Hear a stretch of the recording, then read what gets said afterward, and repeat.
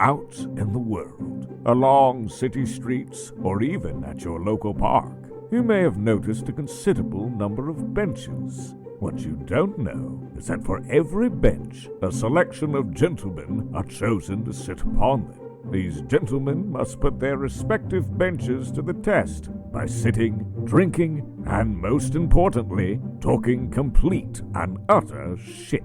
Until now, these specialists and their conversations have been hidden behind their phones, and in rare circumstances, assorted newspapers. For the first time, you have the privilege to listen to these gentlemen do what they do best. Sit back, open a brewski, and enjoy. Money! I fucking love it! That's why this episode, we're partnering with Bench. But Tro, I hear you ask, what does this British fashion line have to do with money? Well, good question, Timothy. Right now, Bench is doing a record high 80% off a whole range of their products. That's basically free money. And using our code GentlemanBench at checkout, you can get an additional 10% off your order. That's like 90% off in total. Practically free! What if I told you you could buy a £100 hoodie for a tenner, then flog it on eBay for 60 quid? That's literally free money. So make an investment in your financial future and your fashion sense and visit bench.co.uk using the link in our Twitter bio at GentlemanBench or the description of this video if you're listening on YouTube, and use code GentlemanBench at checkout to get 10% off your order and support the podcast. Big ups to Bench for sponsoring this episode, and thank you so much for making it possible. Now let's get right into the episode. Ladies, gentlemen, and assorted other genders, welcome back to Gentlemen on a Bench. We have an absolute doozy today. It is pretty much the pinnacle of stories. Like, doesn't get much better. So, I guess grab a cigar and a bevy, rush to the nearest bench and enjoy. You say that, and my brain pictures someone like freaking sprinting. Like the second you give the command, they're there. Like they're sitting in the classroom, right? They're doing some work. They've got the podcast on in the background, and you just utter the words "grab a cigar, a bevy," and rush to a bench. And they're just like, "Oh, that fucking shit!" Then jumps out of like a two-story building. I can't imagine anyone's listening to this in class, but if you are, pause it quickly, run out of the class, buy a cigar and a bevy. Tell everyone in your class to shut the fuck up, because you've got more pressing things to do right now. Tell them to listen to Gentlemen on a Bench and shop at benchclothing.co.uk using the link in our Twitter bio or the description of this video if you're watching on YouTube. Oh, we've got another special. We can do a live ad read later on if you want, because we've got a more of a personal one this week. Oh boy, I'm ready for it. All right, we'll see how it goes. But on that note, before we get into it, a big thank you to all of our amazing sponsors. But not JD Sports, they're overpriced wankers. They just retract the money, like the non-money we got. Yeah, they kind of pulled out on us, so kind of fuck JD Sport.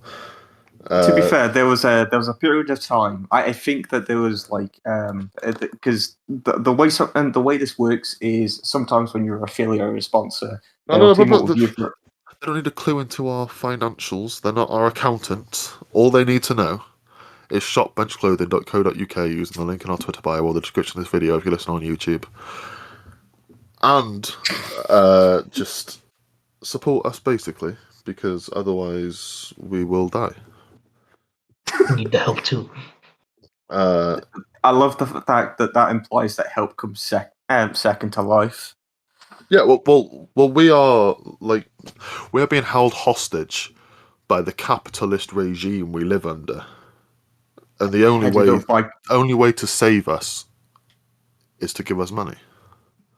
Yeah, the capitalistic regime, with being fronted by Craig. He keeps us here on the bench and makes us like every single Thursday at exactly non-specifically around 1 p.m.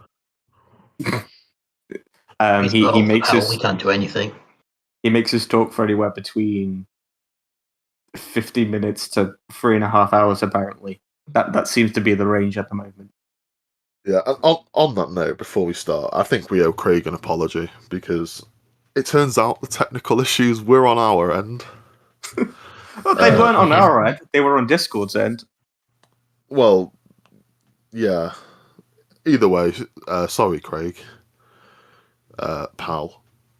No. I'm owning it. Fuck you, Craig. He's still pretty sus to begin with. You were still involved somehow, and I don't know how it was. I mean, he wasn't, but I feel like that I pented up like all of that aggression over the course of like the past like 3 weeks, and I'm here now, and I'm like, oof. He needs to go somewhere. Though I respect that, I'm gonna have to tell you to shut the fuck up because we have a long story today. Ooh, ready? A long one. Of course, for the purpose of this podcast, all names have been changed. But the story revolves around a truly special person. Truly special. Special in just that he was a very special person, right? True, if you get what I mean, he was truly special, like remarkably minded. Just special, right? Like he was unique in that he was so special. He just basically especially the last 2 minutes. It was like his speciality was how special he could be. And Everyone take a shot.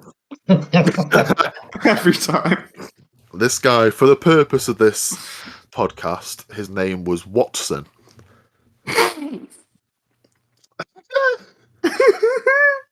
Now, Watson was someone that we were in college with. I'm sure you guys don't know because we've never said it before, but the three of us were in college together. Were we? Yeah, man, I should mention it more often. The whole 2 years that we were there. And Watson was in college with us for a period of time. Just special. He was very he was very special. Right? I hold him close to my heart because he was just that special. I retract my take a shot every time now. I feel like that we've passed a safe line, like completely. Well, people are dead on the floor at this point. At some point in the story, a potentially lethal amount of alcohol does come into play. So, here at Gentlemen on our Bench, we do not condone on excessive alcohol drinking. No. Let them live their lives. Yeah. Well, we don't condone it until we get an alcohol sponsor. Exactly. In which case, we will juxtapose us encouraging binge drinking with us saying to drink responsibly. But until then... No. We'll encourage it even more because if we get an alcohol sponsorship, we want you to buy their products. We want you to buy them in like freaking truckloads. I'm expecting like an order to come through of like 69 crates of. Thank you. You know what? I think that's where I've peaked in life right then. I can't come down now. I'm up here above the clouds. You have to come back down sooner or later. Indeed you are, because I have an important question for you boys. Did either of you two know Watson before he was introduced to our class? Oh god, no. No, he just sort of Neither of you had ever met him? No, he just appeared out of nowhere. I had heard that he was almost like an urban legend, like Sasquatch, Bigfoot.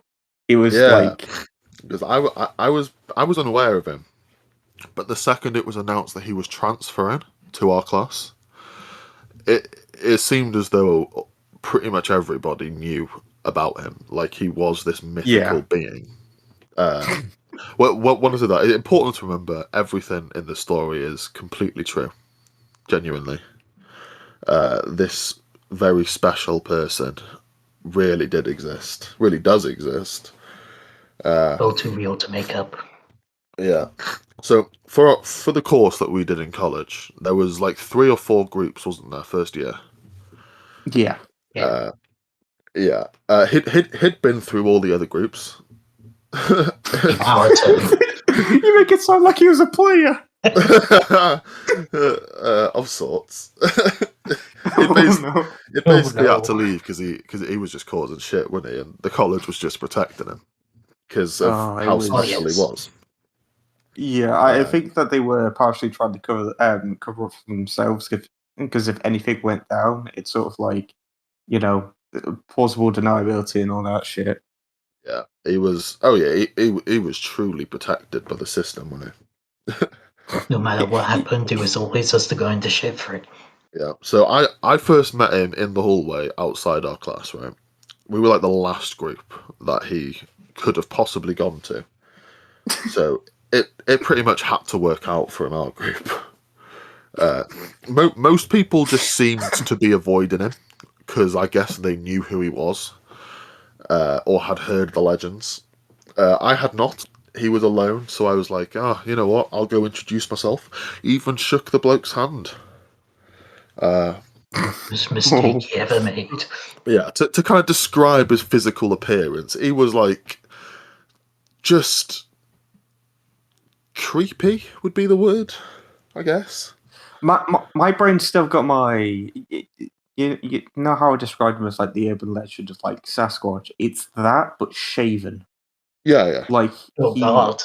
if you picture like the Bigfoot, right, but with barely any hair on him, maybe a bit, but no, like a weird amount of stubble, like a really like odd amount of stubble. Yeah. Like there would be like a consistent amount in like one patch, and then there would be barely any, like a centimeter after that, and then there would be like, yeah, you get the idea. Yeah. The best picture I could paint would be, for any listeners, would be Jim Bell from Friday Night Dinner, if you've seen it. If not, look up a Bang picture. on, of it. actually. So imagine Jim Bell, but about 28, and like this weirdly thin blonde hair. He was like 6'3", 6'4". He was pretty tall. Yeah. He was almost It giving wa- you a run for his money with high Oh yeah, wise. he was taller than me. He was like 6'4". He was like marginally taller than me. He was like a creepypasta, Yeah. one of those like cursed images you see, Yeah, where it's like that's not natural. yeah. He was well built as well. Like Yeah, to be fair. yeah, like he was well built, and he was very tall. But he was just creepy and odd looking, and he had this fucking the way he walked, the Watson waddle we called it. Oh God, it was a creepy thing. Yeah. Oh my god, that walk, bro. Yeah, and it was like weirdly like faux posh. I would use like he was like a council estate lad that like pretended he was an aristocrat, I suppose. Like he tried to put on Yeah. like he was like a fucking Rothschild or something. You could imagine that he's the kind of person that sneaks into like art exhibits and pretends that he's of the same class. Oh, most definitely. Like everyone's there bidding, and then he tries to make like a safe large bid, knowing that someone else is about to bid any second now. So someone's there like, okay, £10,000 for this piece, and he raises his hand and he goes, yes, £10,000. Yeah, just except just one dips day before the baby. Yeah, but except one day he was actually the last person, and he lost all of his money. And I think we met him the day after an event like that. Well, that kind of literally just before we started recording, I remembered about that quick little story I told you guys, which was pretty much just like that. We were in like this beer garden place, And I'd because I used to chong cigars back then.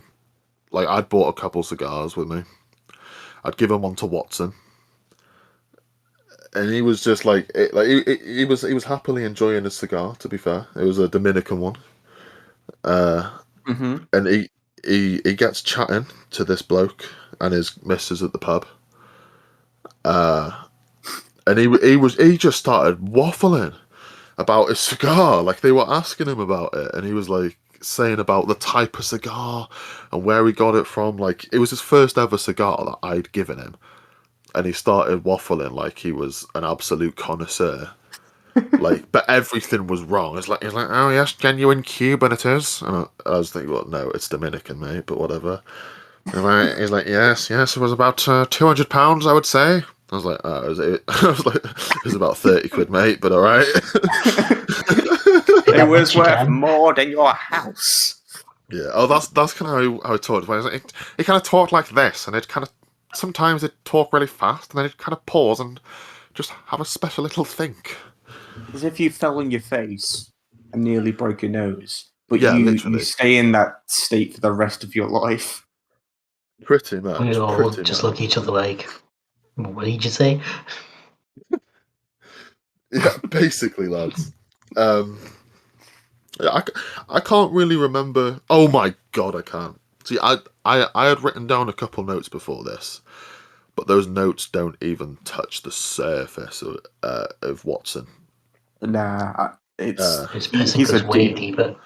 He's a deep boy. Yeah. Something I had completely forgotten that I've just now remembered. What one word and you'll both get it?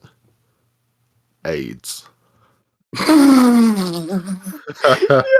You know what? This cropped up in my head the other day. I remember that as clear as day. Jesus Christ. Jeez, I think Scott remembers this better than I. To my memory, we had been assigned to come up with a film idea, I believe, in college. Oh, this story. Yeah. And we had to present our idea to the whole class, didn't we? We had to type up. Well, essentially, it was script writing, and we had to come up with a premise, and we had to come up with it was like a not a complicated pitch process, but the idea was that you would have to go through certain criteria before you could actually get it greenlit. Let's say so. One of the criteria was to basically form a narrative, right? Explain it in not as much detail as possible, but hit the base points of the overarching story in a reasonable amount of time. A reasonable amount of time. Yeah. Everyone with pretty decent ideas, and then there's this one. Most people's reasonable amount of time was about 5 minutes. If you like Scott and you like to waffle, you might be up there for 10. Oh, dude. Watson was on another class. He was truly on another level with that. He absolutely waffled. And the premise of his story, if I recall correctly, everyone's been squeamish about this stuff. Look away now. Yeah, look away. It's an audio trigger warning. A serious trigger warning coming up.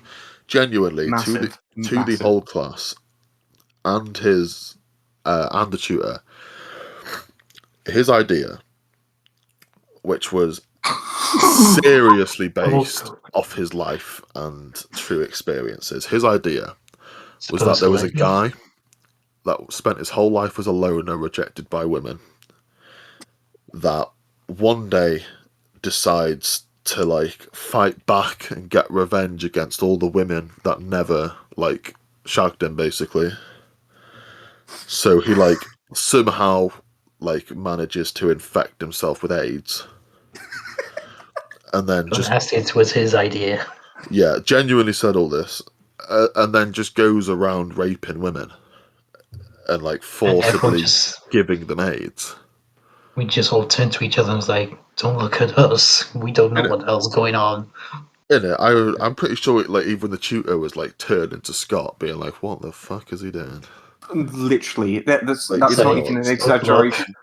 That's not even an exaggeration. I was talking with a friend from over there that's over here.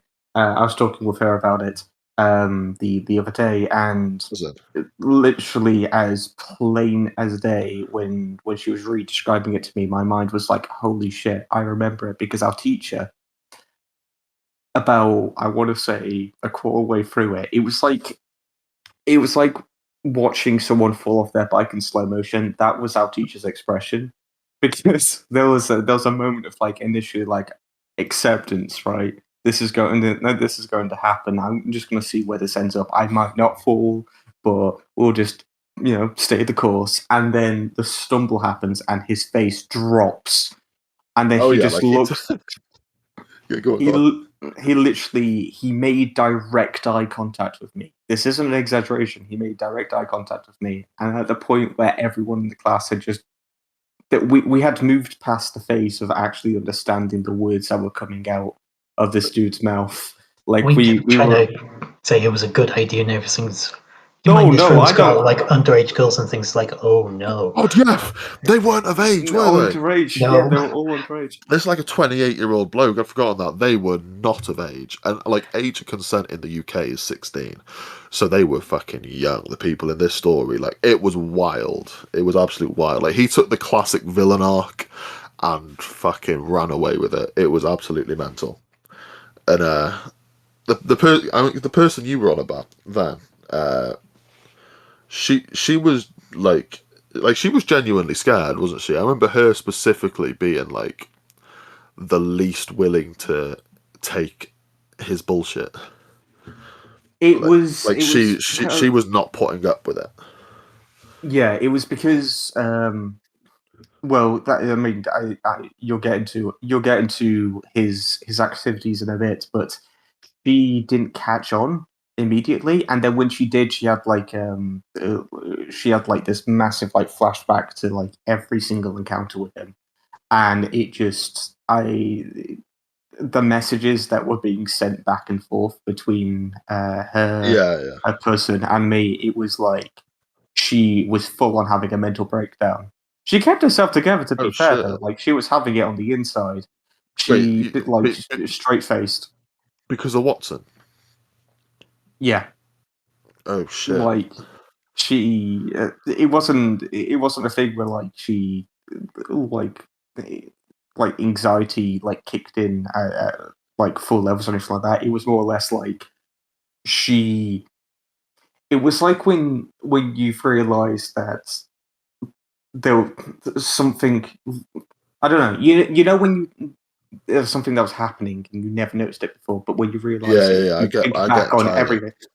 Yeah, That, it like recontextualized like the last yeah, like yeah. week Though, of her life. though I think the audience would get more of an insight into him.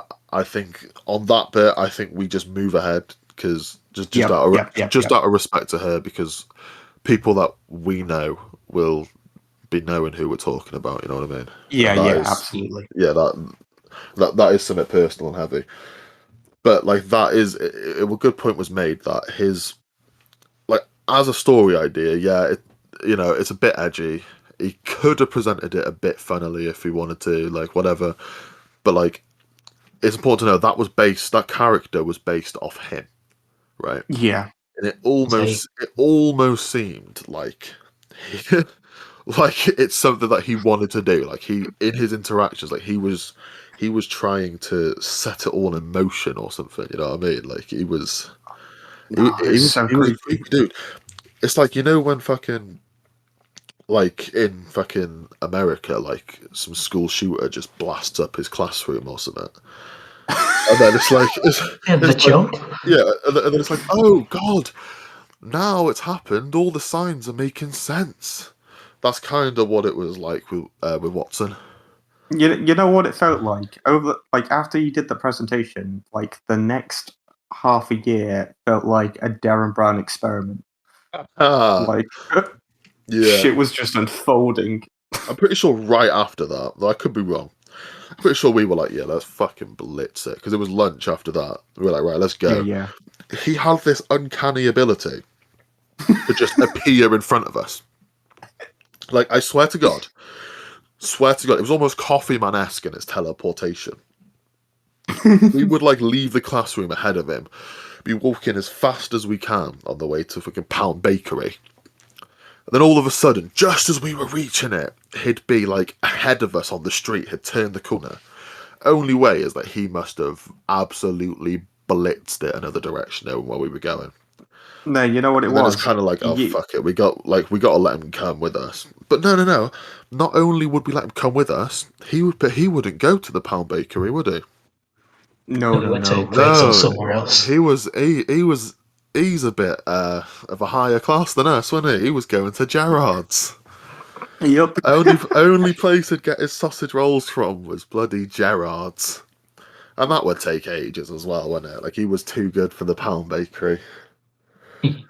Whatever. It was all of us outside because every break, we'd all grew as like the whole class and things. We all did everything together. It's like there he is, just standing around the corner. It's like Slender Man without the mask. But, like, he genuinely would have had to, because he was going on a much longer route as well to end up there. He genuinely must have ran, mustn't he? Like, you know what? I think I know what it was. And like he is a runner as well. Like, if you check his Insta, like, he runs and that. Like, he must have been running. Unless, and I don't know if this is going to tie into anything you'll say later on, but to set up just in case, unless he was using his brother's bike to get ahead of us. See, I've completely forgotten what that means. So that's something, I guess, that you can tell when you find that's a fitting time. Okay. His brother's bike. Nope. Completely lost on it. I know what that one's about. In fact, you know what? Just why don't you go ahead now and tell what brother's bike means? Okay, I'll be quick. Don't worry. So basically, he lived with his brother and his brother's wife. No, it was the other way around. It's his sister. Oh, way around. His sister. And his sister's partner. Oh, it makes it even better then. I remember now. So it was his sister's partner's bike. He would use that to get to college. Oh, would he? Yeah. Ouch. Wait, he lived in a whole different town though, didn't he? Yeah, but he would bunk over there. Oh no, yeah. So no. He did actually live with them. Yeah. He lived like ages away from the college. It was mad. Yeah, and he'd bike ride all that way. He'd bike ride all that way, but I remember he told me that the bike he was using was his sister's partner. Oh, did he just steal it? Probably. You know what? You know what? It was all the money spent. Like he's the kind of person that's like. I am fully convinced that he was trying to convince himself that he was upper class because he was just that poor. Oh, actually, I'm pretty sure around that corner there might be bike racks. Yeah, I'm pretty sure. Yeah. But I mean, where we went to college was not a town where you'd want to be leaving a bike. But no. You know, oh yeah, Beckett still lives there. Yeah, it's just a nice little ghost town here. There's nothing here to take. Yeah, you pretty much live in one of the worst parts of it, don't you? Dude, there's nothing there to take because it's already been taken. There's a thing about police cars going past, the lights blaring, everything. Everything's been stolen so many times, no one quite knows what belongs to who. It's a communal thing now. Like, it belongs to everyone. Basically. You're out of sugar, just break into your neighbour's gaff and steal some. It's communal, fuck it. You're out of sugar, you break into your KFC, take a few lemon wipes on the way out as well. Oh my god, hint of lemon. Of those. Just dump the whole bag out. There to throw them out. That's another episode. That's a story for another day. Yeah. No, that's a story for I'd literally only just remembered that like a couple of weeks ago. And I was like, how did I ever forget that? Oh wow. Dude. Yeah. That's a story for another day. So like I have somewhere that I know the story goes that you two, a big part that you two weren't actually involved in. But before we get there, from college, was there any other stories noteworthy about this guy that you can remember? Right, let's think. There was like obviously that there was little things like when we were in the film studio. Get really arsey with everyone, wouldn't he? Oh god, yes. yeah. He'd like wait till last to put his name down on something and then complain that it wasn't the He first. couldn't Right, do it. first come, first served. You know what? He was the kind of person that. Well, he was at this point. He was. I'm sure that was painted the picture, but he assumed that like because he was. I guess it's because of his height and maybe his age. He assumed that he would be able to like get in with the teachers. So he would try to talk to them naturally, and it just did not work. Well, yeah, but Uh, until this last chance, it clearly must have been because he was protected. no, Like, yeah. like the college came close to kicking me out twice. Once over something I didn't even do. That is another I story for remember another that. day. Yeah. Yep. No, I remember you telling me that because I wasn't there. But yeah. yeah. That is a wild story. That's probably going to be my next story in a few weeks.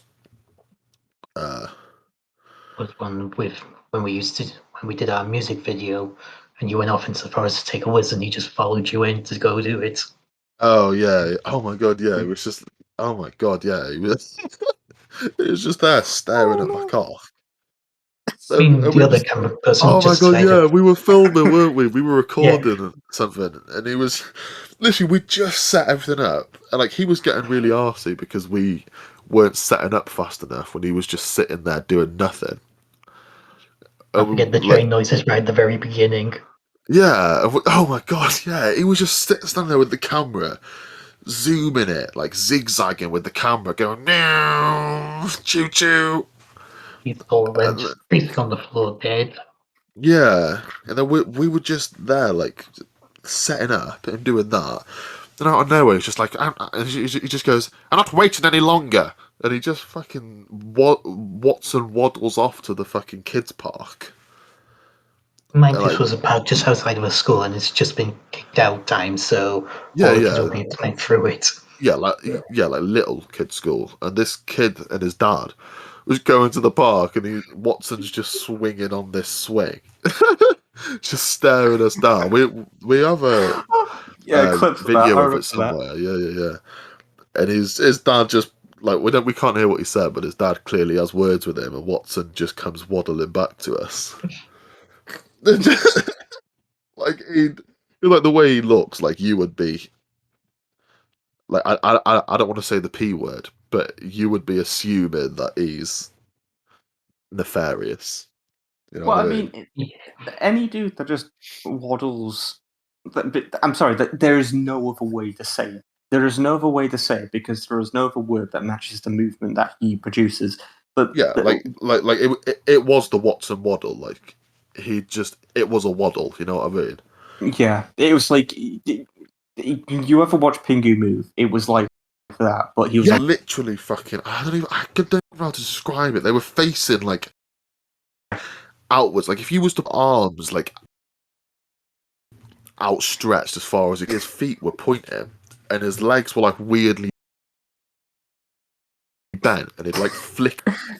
Oh my god! And his arms would be outstretched with like his fingers like spread apart. No, we could not.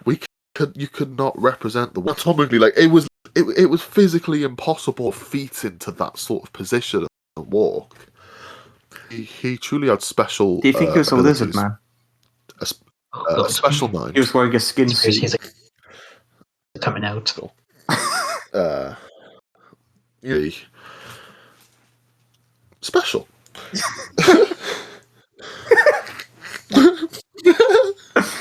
It's like God, you know.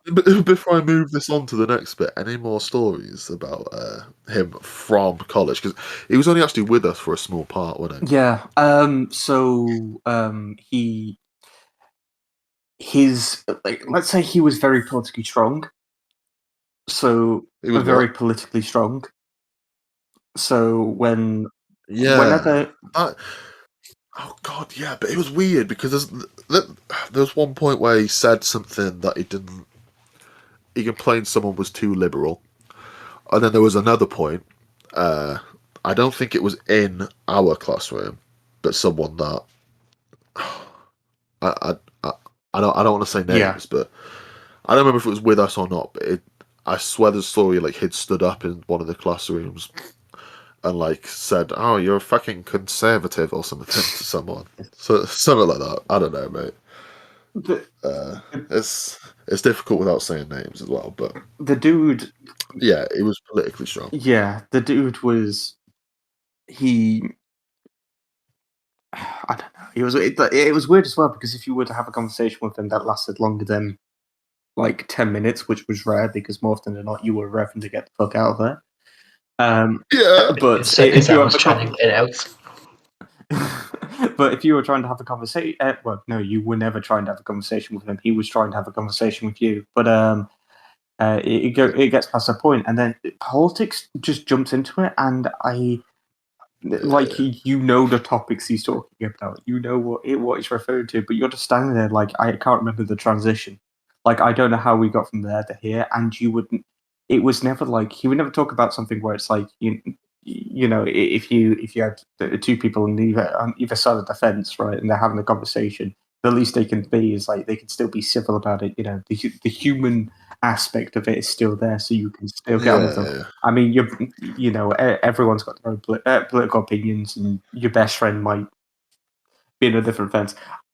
I like the fact that we're all of a similar mindset, though. I don't consider myself to be a particularly political person, let's say, but I like the fact that the group of friends I'm with, like, we all share similar beliefs, you know. But this dude, right, he would say things that would make you think, like, it was shocking, but in a way that your body wouldn't be able to take it. So like you couldn't respond.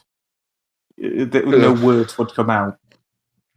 Oh yeah, yeah. Like anything that you could say was just either so obvious or would just, I don't know. Like even if you could say it, it would feel futile. You know what I mean? Like Yeah, like the conversation someone's would be so extended by far over in 12 years. yeah, like someone's so far. Oh, that was another thing. Is that you would just want it to be over. Yeah, You would just want to go. And I will say that, like, for all his flaws, and like he was like he was just impossible to be mates with. yeah, But you could tell that he really did want like friends. Like he would like, and like he wasn't afraid to just chat to anyone. To be fair, like yeah. I Going about mean, it all wrong. yeah, I if you would just drop some of those strange ass beliefs and revenge plots and just be, if he would have just done that, he could easily make a lot of friends because he just chats to people so easily. But well, you it's just, as soon as he starts, you just want to get away. he's quite intrusive as well, from what I remember. Like if you Oh, were going to fucking have very. like he would be halfway through you would be halfway through a conversation with someone, and then he would be like he'd be the guy that like laughs like 5 seconds after everyone else. But Yeah. and like other people that do that that realize they're being awkward, he would keep laughing for an additional 5 minutes. Yeah. Whereas Like Saul would you just could laugh always from the very tell. beginning. Yeah, you could always tell that he was listening in as well, can you? Oh Yeah, yes. Like he was very perceptive. Like he'd hear everything, no matter what you were chatting about. You could tell he was listening in. yeah. Truly special guy. Uh, yeah, difficult but special. Uh, I think that's it yeah, for me though. Like the only other tales I have are particularly personal ones, and I don't want to like that. They're hard to dance around, you know, in terms of yeah. identities That's and cool, stuff bro. like That's that. cool. It's cool. So going forwards, uh, for this, I guess, second part of the story, and it does afterwards go back to almost a Jason exclusive bit. But this next part was a big part that you two weren't involved with. And I have told the stories to you a lot, haven't I? It was an almost daily thing. So the first time you told me the story, it was in like it was towards the end of like a college day at one point, and it was, you know, you were telling it to me just like, hey, this funny thing happened, and then the next time you told it, it was at a pub, and I swear to God, in like a fantasy setting where you see like the most charismatic person in the bar there, he's gathered in a crowd because he's telling like this amazing story. That's what it felt like. I felt like I was ripped from the world I was in, and it was placed in like this fantasy setting. Story.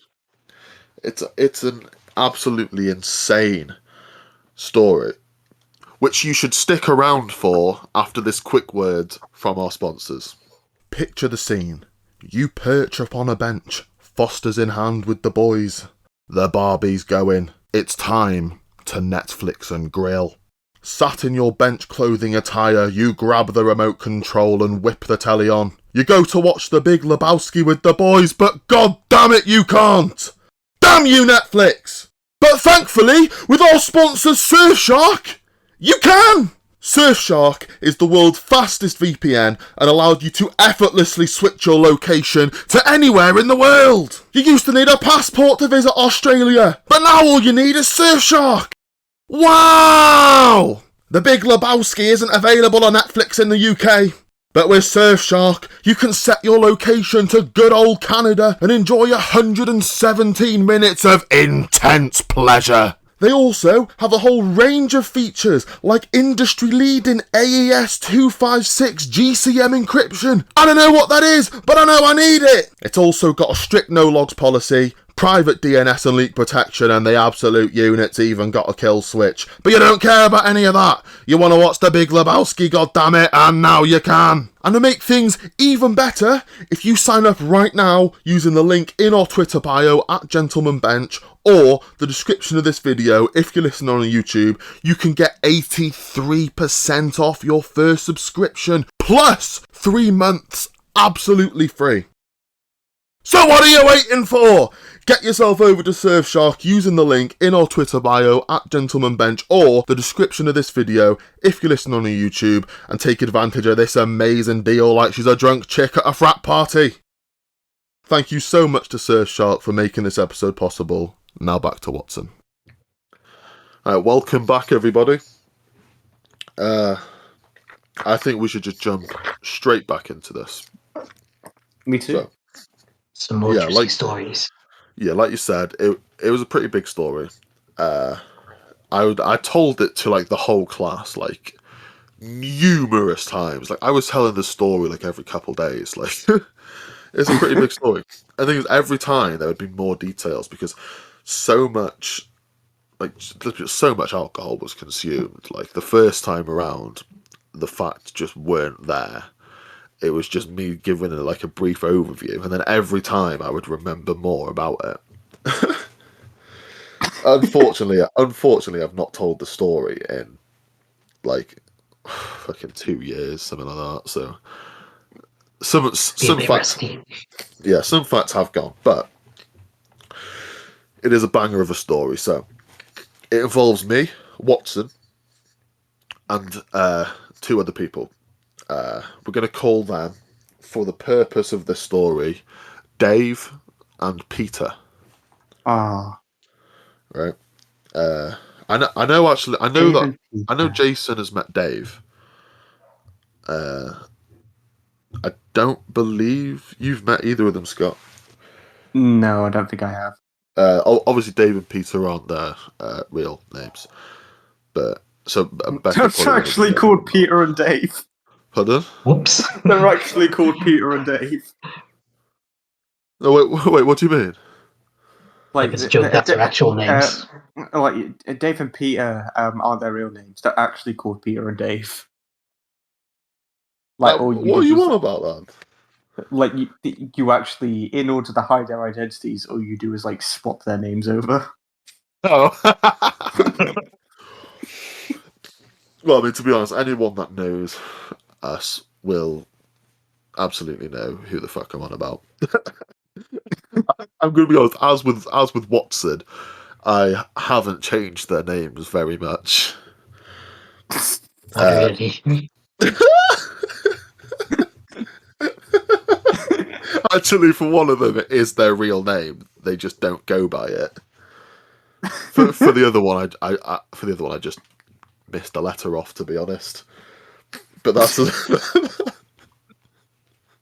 that's as much I'm going to say on that. So, actually, Dave is a listener of the podcast. Shout out, Dave, if you're listening. He has said that he'd like to be on at some time. So, Oh boy. yeah, maybe at some point we can maybe get him on it. He can maybe tell it from his point of view, or not. He's got millions of brilliant stories himself. We'll see. Peter and I are not friends anymore, but he is an integral part to the story. So, I had told Peter and Dave about him, about this very special man. Peter and Dave kind of cunts in the same way that I'm kind of a cunt. So in a cunty way, we kind of thought it would be funny to invite him around.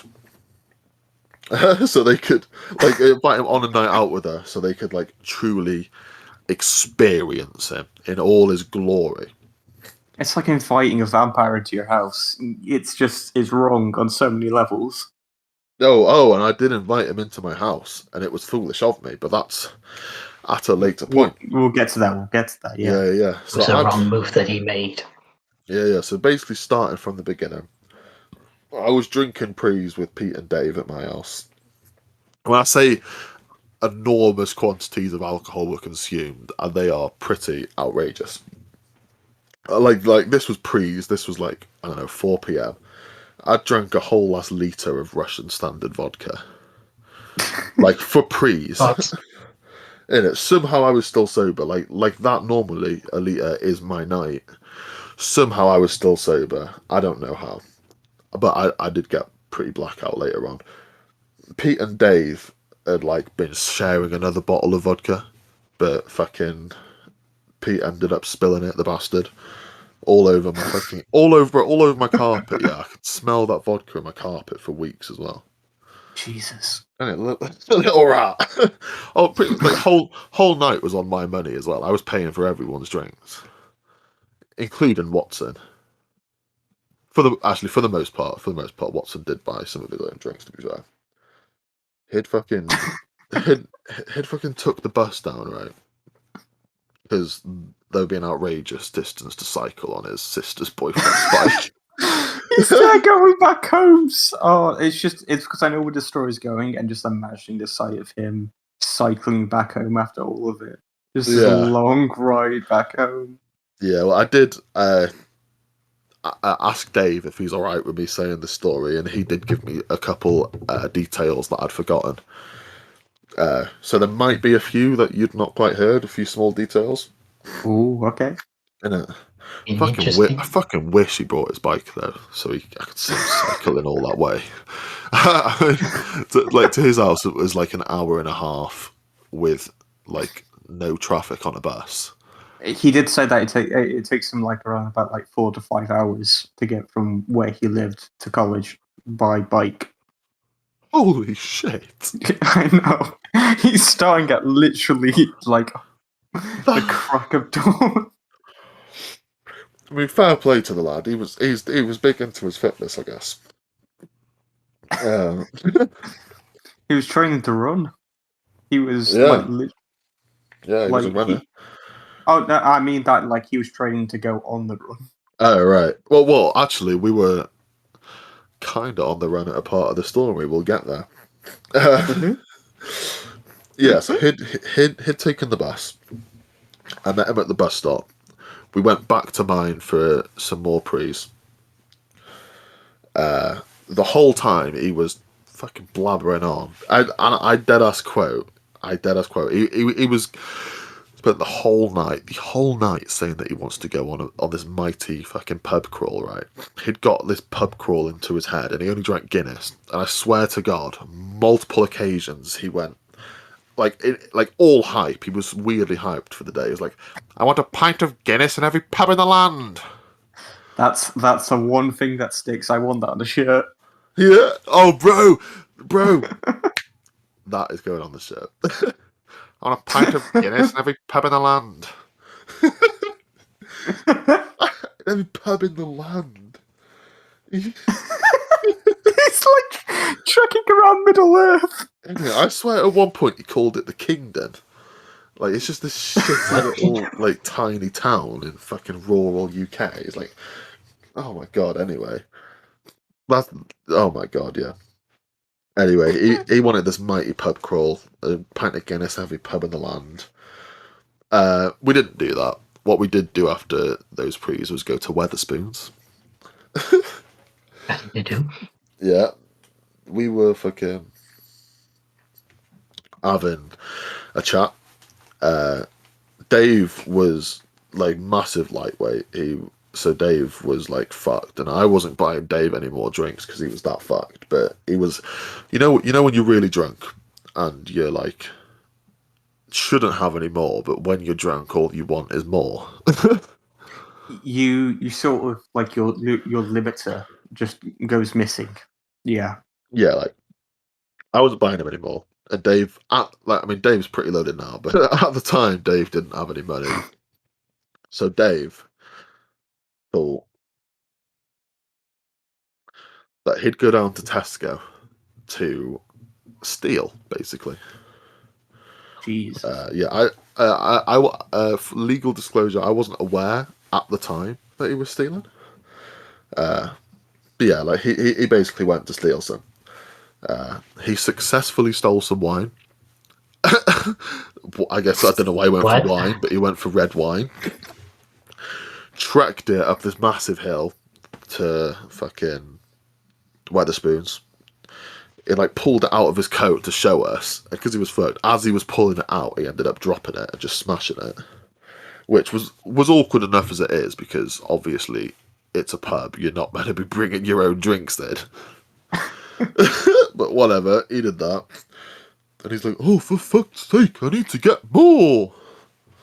So nothing was stopping him going back to Tesco to try and steal more. No matter how often I was like, bro, don't. I'll buy you a juice or something. Just stay here. He ended up going.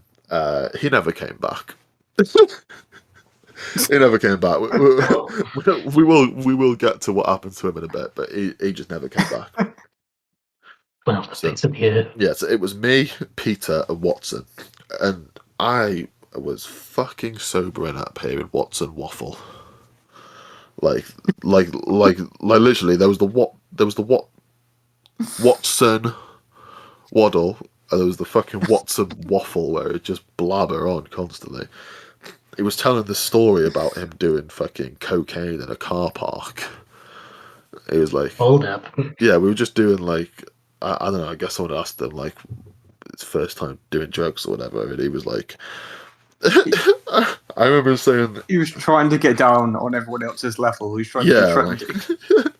Yeah, and if I recall correctly, he was like, yes, we were in this car park, you see, and there was a whole group of us, and someone just pulled this bag out and went, well, do you want to try it? And I was like, what is it? And he goes, it was some Charlie.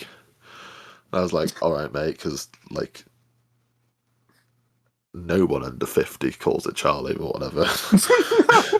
He was like, yes, so he goes, yes, so he whipped out the Charlie and we did the deed.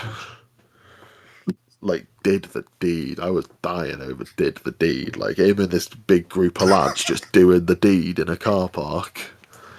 He never even says that. That sounds pretty good, doesn't it? Well, are we sure we know what he means by Charlie? He whipped out his Charlie and he did the deed. It'd just be a dashing fellow. We'll never know. He's going to this. Oh my god, he was telling this story for, I kid you not, at least an hour, hour and a half, about how he thinks autistic people are going to take over the world. No, dead ass called autistic people the master race. Oh my fucking god! This is the caliber of special that we're dealing with. Dead ass called autistic people the master race. That one day people are going to realise their brilliance and they're going to take over the world. All right, bro. Like one day, like a chip in the back. Everyone wakes up and it's like, yes, it is time. Yeah. So I following this, I just wanted to shut the fuck up. I was like, all right, fuck it, I'll tease him a bit. So the girl that you were on about earlier that didn't take too well to him. Yeah. Kind of knowing that, I didn't know that how bad she was taking him at the time, but like now I know I feel awful. And I have apologised profusely for this too. I have apologised so fucking much because it was bang out of order. I like convinced Watson that she had like an insatiable crush on him. Oh yes. That she was like in love with him. And he was questioning like, "Are you sure? Really?" Yeah. He was like, "What? Really?" I was like, "Yeah, mate. She's crazy for you." He's like, I always got the impression she hated me. I was like, "No, mate.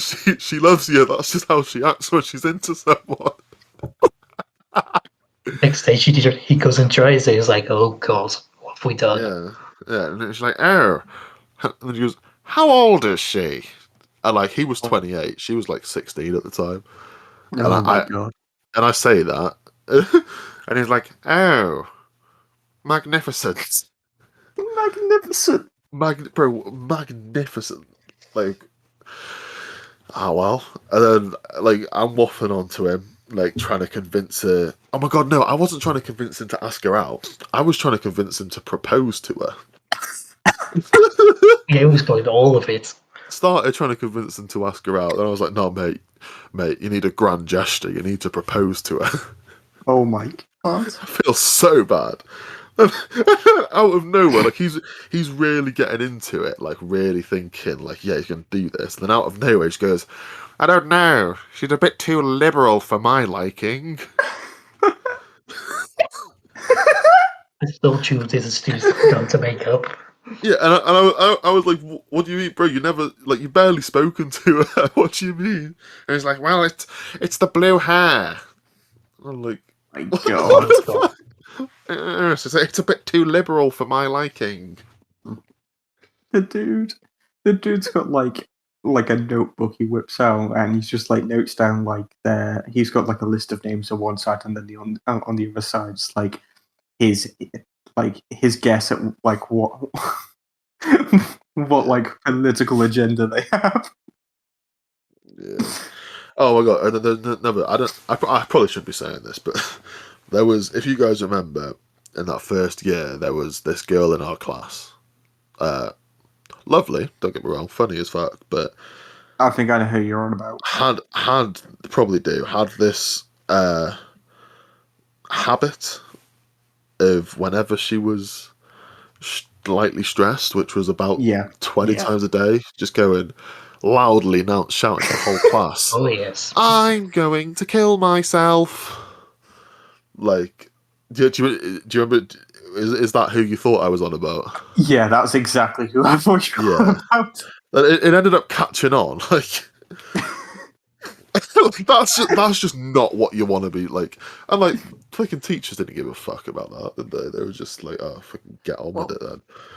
The thing is, when it comes to that sort of humor, it's like it was the punchline without any build up, because she would reiterate it. She would say it, and then she'd go on like a 5-minute tangent about how she was going to do it. It was fucked. Yeah, I thought it was funny as fuck. But yeah. Like, and like, you won't cut this out if you don't want to say it, but you were like said to me that you like are not happy with it. Oh yeah, I mean, it was one of those things where it's like from like an out of body thing. You know, it's that. But when you know people, it's like I'd probably like the insensitivity at like a certain time in your life. And yeah, anyway, he was out of nowhere sort of waffling on about her, and he was like insert the girl's name here, like, and he goes, keep saying she's gonna bloody kill herself. I wish she'd just bloody get on with it. Like out of nowhere, but he's just saying like he wished she'd just end it. Like that was mad. Jesus. And then we'll just turn around like, that just really happened. No. Well, he did we this weren't he did this there. on the night out. See Jason's lubing in the background. He's just inserted himself into someone else's story. Always that one guy that's like adamant they were there. No. Jason's got like the hockey mask on in the background. He's there. He's watching Watson just in case he pulls any moves on you. He's your guardian angel. You know what? Shadows, we do whatever we want. I believe you do that, Jason. I believe you go that extra mile for him. I believe you go that extra mile for anyone. You're a lad. It's okay. Yeah, so that I believe you put on a hockey mask and pull out the machete for me, Jason. Well, Jason, you know what? You've got some stories to tell, bro. I don't know how true your ones are, lad. I'm not gonna lie, but you've got stories to tell. Anyway, I mean, bro, if all of your stories are true, Beckett, then like, glad that we're your friends, not your enemies. And might I just say, you have lived quite the life. Oh, you have definitely lived the life. I've lived something. What does that mean? All right, moving on. So he said this. He was like, "Yes, keep saying she's gonna bloody kill herself, or should bloody get on with it." And like that basically, him saying that basically ended whatever we were speaking about. And like as we just finished our drinks, and we were like, "Fuck it, let's go find Dave." Because at this point, Dave had been gone for like 3 hours. Yeah. So we're like, "Where the hell has Dave gone?" We were like, "Has he been arrested? Has he been caught and been arrested?" So we're like, fuck it, we're going to go down to Dave's house to see if he's gone home. Because he is the type to just wander home halfway through a night out. Yeah. And like, I was, like, the whole night, even though I've drank so much, I was feeling sober as hell. But I can imagine. Yeah, this happens to me a lot, where like, the second I stand up, it all hits me. Yeah. I went from feeling sober as hell. The second I stood up, I am wankered. So I'm like, oh shit, we can't walk. And they stood up and they were basically, well, I know Peter gets the same. He was like, oh fuck. Watson was also pretty hammered, but like he'd been taking it steady with his Guinnesses. Now, I guess he couldn't have one in every pub in the land, so he just had one for every pub in the land. Yeah. So it was like, one's not enough for me. we stood up and we were just walking like arms around each other, just swaying and like singing the entire way to Dave's house, which is like halfway across the town from where we were. It was a serious trek, to be fair. We were walking for a long ass time, just like that. Yeah, we eventually get to Dave's house, knock on his door. Oh no, we didn't. Oh my god, no. His mum was outside having a cig, right? Because of the way that his house was set up, I couldn't see her. But in my drunken state, I started singing about her. Oh my god. As we were approaching the house. I didn't say anything bad. I basically called her a witch. I didn't say anything bad, but I basically, I was gonna do a multi-leveled joke, but it didn't land. Continue. We're gonna miss. If you're into multi-level, hit up JD Sports. Pretty transparent business model they have. Anyway, before we get to Jesus Christ! Holy shit! Just think of JD Sports, atop like the pyramid of Giza, and that's basically what we're talking about. Anyway, moving on. Flat out state that JD Sports runs a pyramid scheme. Whoa! I didn't say that. I did not say that. No, I know you didn't say that. It's multi-level marketing. Multi-level marketing. It's completely different.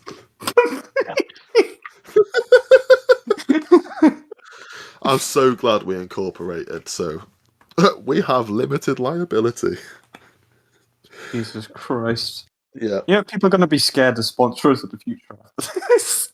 Oh, bro, we are so good to our sponsors, but the second they cancel, we turn evil. Episode 2, God knows if anyone will take us. Yeah. Oh my god, bro, you remember when I was saying we should have the fucking Tobey Maguire's soundboard? Oh my god. Yeah, no, imagine fucking Mr. Jameson just being like, fuck, what was he said? Like, something along the lines of like, it's not slander. When written, it's libel. Or something like that. Just the other way around. Anyway. I was gonna say. Anyway, moving on. Kind of forgot where we were. Anyway. You were singing the yeah. So fuck yeah. So I basically called Dave a bitch and his mum a witch in the song, and then repeated it several times, and then very loudly, might I add. Like his mum also is lovely, by the way, absolutely lovely. Oh my god! Like, that's the thing. Like, one of the most lovely people ever. Like, don't know why I was saying it. It's because you spend like half a night with Watson drinking. He gets into your head, you know. Yeah. He's like, hey, you ever got to burn those liberals? Yeah. So we were. Oh my god, yeah. And as we were doing that, we were pulling up, and like they'd stopped singing because I was just going on about his mum. And oh my god, Watkins started piping up again. Like, are we going on this bloody pub crawl or not? I want a pint of Guinness in every pub in the land.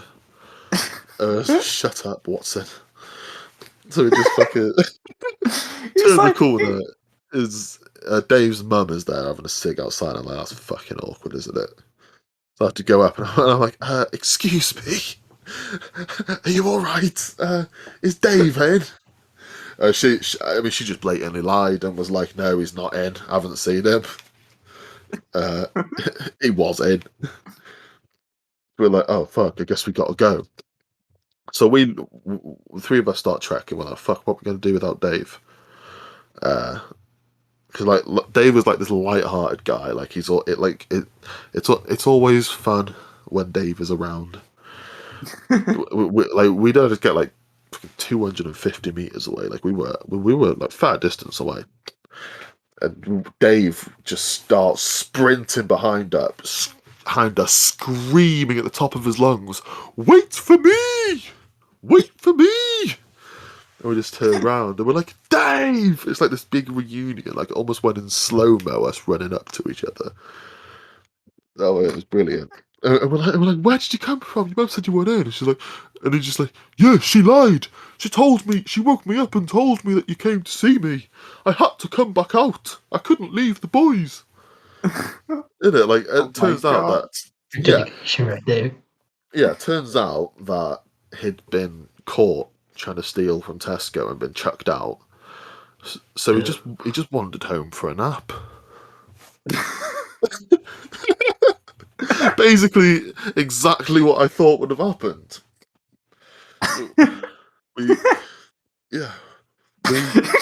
Just tried the biggest house in the world, lads. Going home for a nap. Kind of got caught. It's fine. Oh my god, no. Speaking of biggest heist in the world, that is another story. That doesn't sound good, does it? Not really. Kind of joke. You know what? That story probably trumps Watson for me.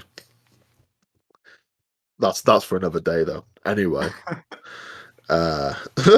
yeah, we ended up just sitting on this bench because I love benches. Same here. Even more love benchclothing.co.uk, which you can find in the link in our Twitter bio or the description of this video if you're listening on YouTube. Anyway, We were sitting on this bench. It was a pretty small bench. We were all just kind of squeezed onto it, chatting about where David got up to. And like this woman comes down, pretty scandalous, should I say? Okay. I suppose Watkin would describe her as a harlot. I love the fact that he's stuck in like the Middle Ages. Yeah, I don't really know what to say. Also, the mother of people that me and just someone that we know, and or the mother of people that we know, pretty about some kind of way. She's like demanding we give her a cigarette. Jeez. And I'm like, oh fuck it, go on. But I didn't have any cigarettes with me that night. For some reason, I had like cigarillos, this like like the mini cigars. Yeah. I'd just been smoking them, so I gave her one of them, and she like smokes it like halfway down, and then she's like, "Oh, what is this? This it looks like a cigar." I'm like, well, yeah, it is, mate. Like, I'm sorry, but how did she not make that distinction?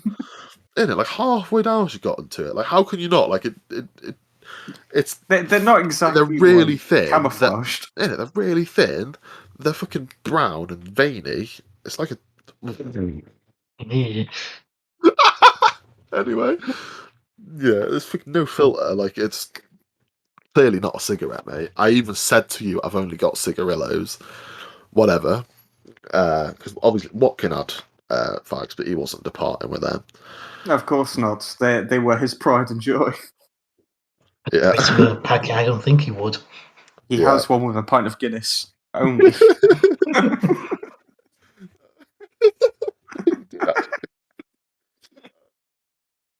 Yeah. Okay, that's another thing. He said that he didn't smoke. I think he like smokes intermittently. But like at the time, Watson said that he doesn't smoke, but he bought cigarettes for this occasion because it's not normal to not smoke on a pub crawl or something like that. He's the kid in the primary school playground that's trying to big himself up. He's there like, oh, I had a shandy with my dad last night. Yeah, but like weird, but like that is a weird thing to say. But like also like he clearly has smoked before. Like neither of you two smoked, do you? Nope. Have either of you tried a cigarette before? Nope. Like second-handed. So not as in like it's been passed to me, but I've got a lot of smokers in my family, so I have not taken the grey naturally. I was trying to think of another word for smoke, and it didn't work. My brain stopped. Yeah, well, if you're first-hand smoking, like it's any listeners, the first time you smoke a cigarette, it is a strange sensation, and you are going to cough up and potentially think you're fucking dying. For some people, some people make it out like they've just done smack or something. As she did. Yep, Smack plays a role in the story later. Anyway, yeah, so like he was inhaling it fine, so like clearly he has smoked. I guess when he does a pub crawl, he smokes because he used to do pub crawls around various towns, like in an attempt to make friends. Oh, of course, it's like triangulating the playground, isn't it? You go around all the pubs, and then you can, he's keeping an eye out. He's there having a cigar, and he's having a cigarette, so that way you can like it makes him look like a dad, so he can get close enough. Yeah. So yeah, oh my god, yeah. Anyway, so that lady was she got so angry when she realised it wasn't a cigarette, and then like just after she finishes it, asks me if I have another one. Jesus Christ! like you were just berating me for it not being a normal cigarette. And I want another one, whatever, lady. I told her no and sent her on her way. Just run away. Yeah. You pulled out like a special like police cap that you just have in your pocket, blow the whistle, turn her around and push her away. You're like, no, that's enough for you, love. To be fair, Basically. No, I know what it was. Only reason that I kept her around for so long, as bad as it sounds, was that fucking Peter was a virgin at the time. And I was like, oh well, you know, if I'm nicer, easy maybe, thing. maybe Peter will have a good night. I was gonna say that was the trade-off in the back of your mind. If I give her a cigarette, maybe. Anyway, it was. I was like, I was probably trying to like introduce her to Peter, but she wanted none of Peter. Peter, bearing in mind, was probably like 14 at the time. Yeah. Anyway. Yeah. So we end up going back to Weatherspoons.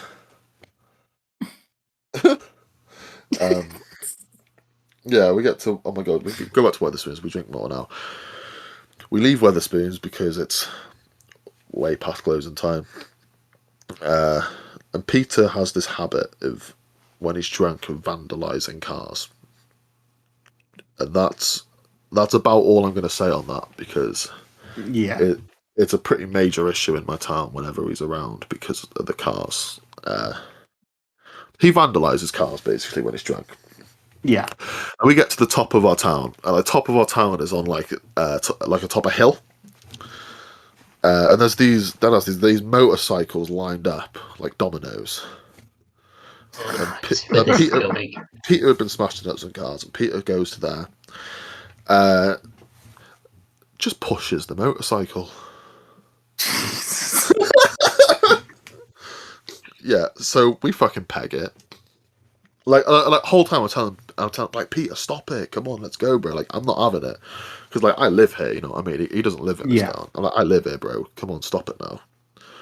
Like, but like he's not having it, so I'm just fucking wandering off without him. Like, boys, come on, we're like I never leave a man behind on a sesh, but at the same time, like, without the week. like like at the same time, like, have a good night, bro, but like have some respect for people as well. Like, Yeah. you know what I mean? Like, that's their property and that.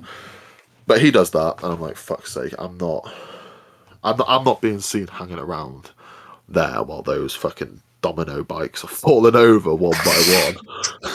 We saw the first one fall into the second one. I wish I'd watched to see the rest of them, but I was like, fuck that, I am blitzing it, bro. I am fucking blitzing it. And the thing with me as well is that, like, I'm a big lad, but when adrenaline's pumping, I'm fucking fast as fuck, boy. So I fucking, and like, Watson's a runner as well. I fucking outpacing him. I was outpacing everyone. I was like, boom, boom, boom, boom, boom, zooming down, literally halfway around the town. They end up catching up to us and that, and then Watson there is not happy. Is not even close to happy. So we were at this place, like we were at this craft centre, right? Basically where like overpriced artwork is sold in our town. Yeah. And like, yeah. And Watson was fucking fuming. And Watson was complaining constantly, so much so that despite having drank taking 2 litres of vodka at home and then drinks in the pub, like a truly lethal amount, like that is and I don't drink that often, so like that should be deadly. And like, I'm drinking the pub, but fuck it. Somehow after all that, I'd sobered up from the amount of complaining Watson was doing. Like, that happens to me. I sober up when I hear people fucking being that much of a downer. Yeah. He was complaining so much. He was like threatening to go to the police because of Peter. So Jesus Christ, for like a no shit, like an hour and a half, and like these times, I mean, legit. Like, this story started at 4. Yeah. we're now at like we're now, by the time he's fucking, we're at this point, like, I don't know, 1:30, 2 or something. And like, for literally like an hour and a half, I was convincing I was convincing Watson that Peter was like a homeless smackhead whose German parents had abandoned him in this strange country at the age of 14. Literally, like, he was just like this homeless smacker, and like we were all properly committing to it as well.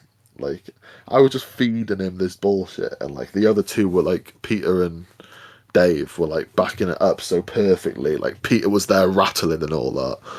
Dave was like rubbing him, rubbing his back, like, "We'll get you this fixed soon, bro." They were properly like committing to him being a smackhead. like, we're just trying to pity him, I guess. And like literally like an hour and a half, maybe like, "Bro, this is the only escape he has. This is why I'm looking out for him, because he has no one else. He's homeless. Please don't go to the police, bro. A homeless kid like him, he'll be he'll be used in prison. He won't survive." I was proper waffling for ages. He only turned out this way because of his parents. They're German and they took him to this country to abandon him on the streets. He doesn't know where he lives. He doesn't know how to get home. Like, eventually the pity party worked, kinda. And Watson just looked at me and deadass, I quote, goes, "Hail me an Uber, Saul." Hail me an Uber. And then I'm like, "What?" And he goes, "Hail me an Uber, I'm going home." I'm like, "Well, all right, mate." I was on this shitty phone contract as well. That was like 1p per like 100 megabits. So like so like 10p per megabyte basically. It was ridiculous. I had to download this Uber app. It cost me like 20 quid or something to do it. It was mental. Jesus. Just to download it, knowing full well that where we live, there is not Uber. No such thing. Uber does not exist where we live. And even if it did, it didn't exist at 3 a.m. You know what I mean? Yeah. But I was doing it anyway. I put all my details in, and I was like, I sign up for it, and I like go to the bank details, I hand it to him, like, "All right, just put this in, bro." And he, like, with a look of mixed disgust and confusion, Jesus, stares at me for 5 seconds, and then goes, "Why should I pay for my Uber?"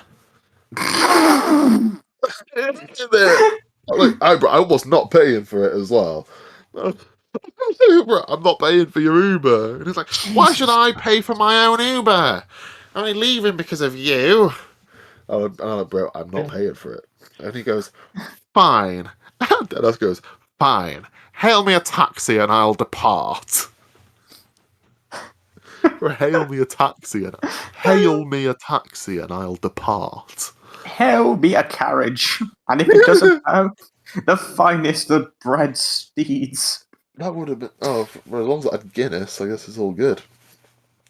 Guinness and a cigarette. So I'm like, "All right, I'll call you a taxi, but you're paying for it." And he goes, "I bloody well am not." I'm like, "Bro, you are." And he goes, "Fine, just make the bloody call." So I called the taxi. Right, you the one who wants it. But I call the taxi, and he goes, "I want a taxi from the leisure centre to Johnstown," without a H. Without hate. Bear in mind, we were not at the leisure centre. We were at the craft centre. The leisure centre is on the other side of town, and is part of a school. So they were going to go to the wrong place anyway. He's like, "I want a taxi from the leisure centre to Johnstown." Like, because I'm like, at this point, fuck it, we'll say where he's from. It's from Johnstown. Like, we went out there, so anyway.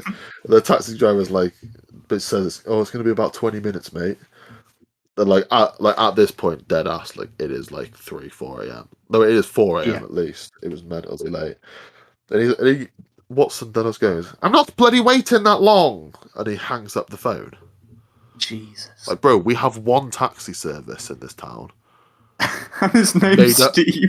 Made up of like 2 taxis. I think it might be, actually. I think it might be. One taxi service made up of like 2 taxis. It's a Saturday night. It's 4 a.m. You're fucking lucky that they not only have a taxi free, but are willing to take you that far. But he hangs up. Literally 20 minutes later, he demands I call them back. Like, fair enough, same thing happens. He agrees to wait 20 minutes, and they say it'll be about 60 quid. I mean, fair enough. For the time and how far you're going for a taxi ride. Yeah. Fair enough. And he goes, how much? I'm not paying that much. Good riddance. He hangs up the phone again. Like, I'm not paying that bloody much. Good riddance. Like, I was flabbergasted at the time, bro. Oh no, you're picking up his lingo. And then like, but literally no more than 10 seconds later, he demands I call them back. I'm like, bro, again, I'm never going to be able to get a taxi again, bro. Right, I'm like, this is the last time. I go to call them back. They've blocked my number. Yeah. Jesus. So now I just can't. Years later, I just cannot get a taxi in my own town. That's brilliant. Oh, because of that. Years and years down the line, like the three of us are like, we're all happily married, we're all living, good lives, and then your wife's pregnant. It's like, I need you here right now. It's like, it's okay. I've had a bit to drink, but I'll just order a taxi. Oh wait, no, I can't. And then you just, what's up? Oh, fellas, do you remember? My ex-wife. My ex-wife.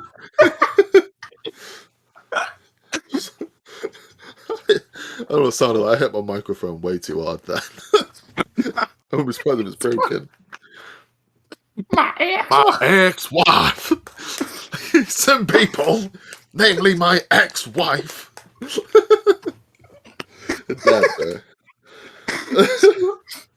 Oh God. My ex-wife.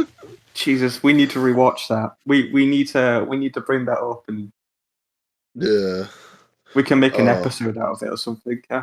Yeah, moving night on the bench. Moving out of the bench. My ex-wife. People name me my ex-wife. Just like the progressiveness, the progressiveness of how conspiracy. There's this conspiracy about it. Just blame me like some people. Namely my ex-wife. It's the fact that like that sentence implies that like he considered not including her, but then he gradually got so pissed off at the end of saying that he just like, okay, I'll throw them all under the bus. And we bring that up. And it went from him just saying like the way he says it really is like some people, namely my ex-wife, and we big it up to like every time we quote it, we're like almost breaking the table with how fucking hard we're smashing it. Just smashing the table with our fists, going, my ex-wife. For brief context, it was a documentary on it was on guns, wasn't it? Like it was called Bowling for Columbine, but it was about gun control really. And there were a number of quotes which were meant to be taken semi-seriously, but we were just in the back of the classroom just like breaking our legs, kicking the table, trying not to burst out laughing. Oh, bro, you know me. When I finally let the laugh go, I scream the county down, bro. It was like 20 hours later. What in the fucking thing? Oh my God, yeah.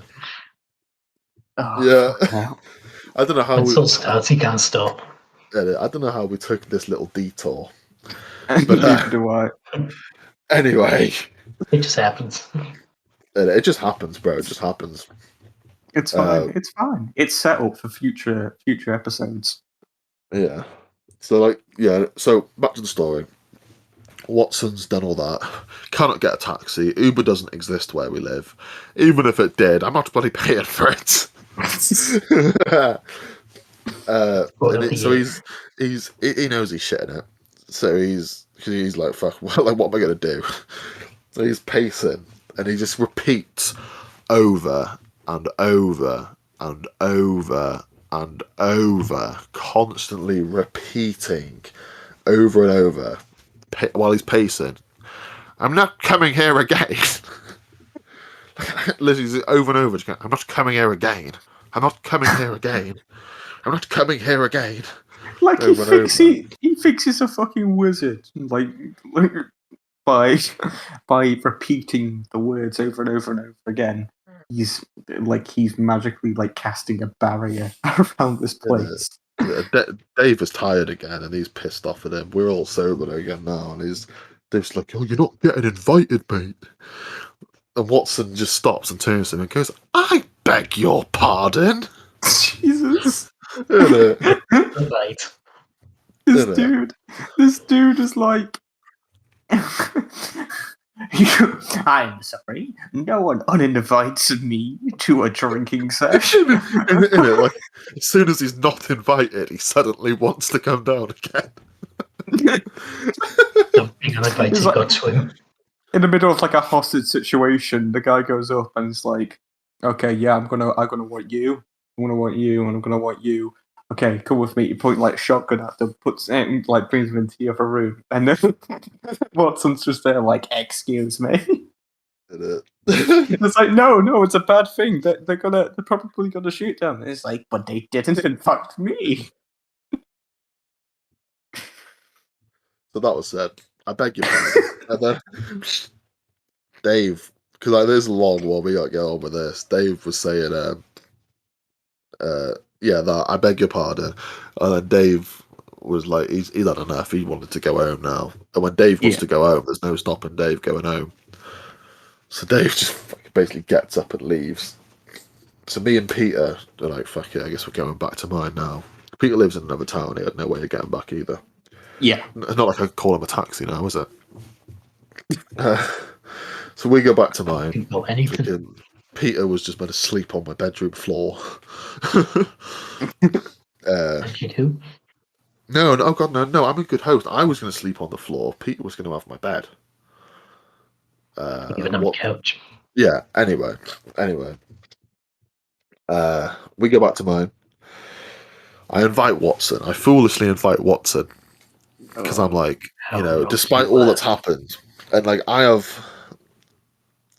when I tell the full story with all these added details, it does make us seem like the cunts and not Watson.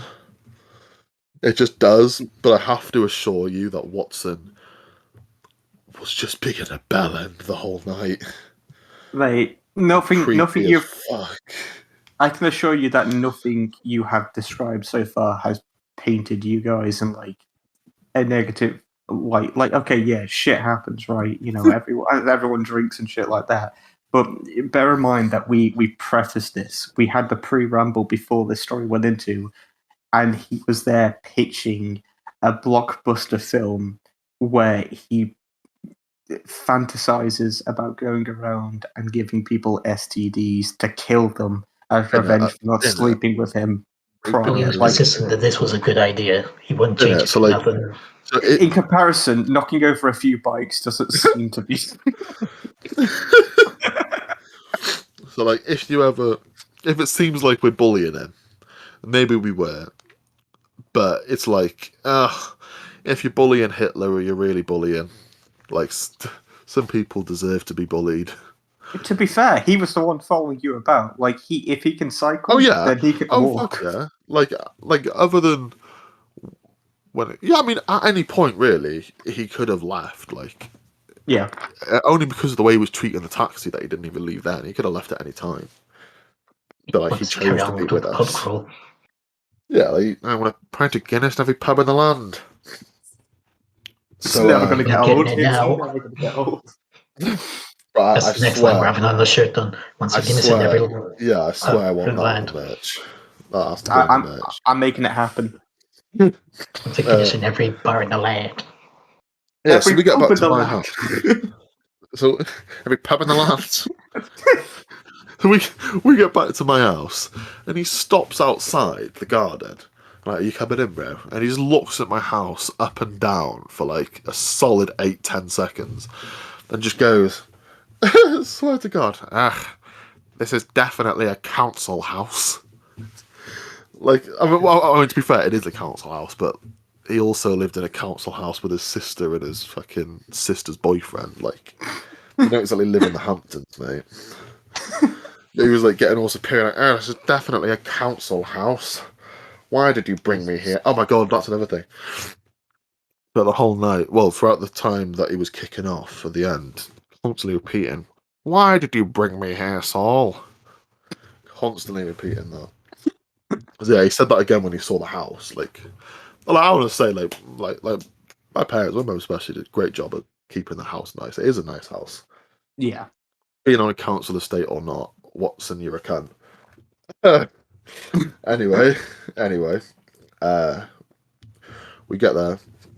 My dad had like been watching telly or something. He'd passed out on the couch, Yeah. and like my mum had actually gone to bed.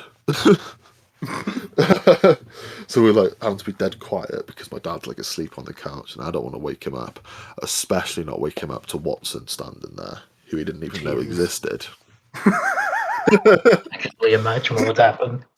Yeah. Oh, every time like we had a night out, like at least one mate would be like sleeping in my house that my parents would just either not know existed and or didn't know were going to be here.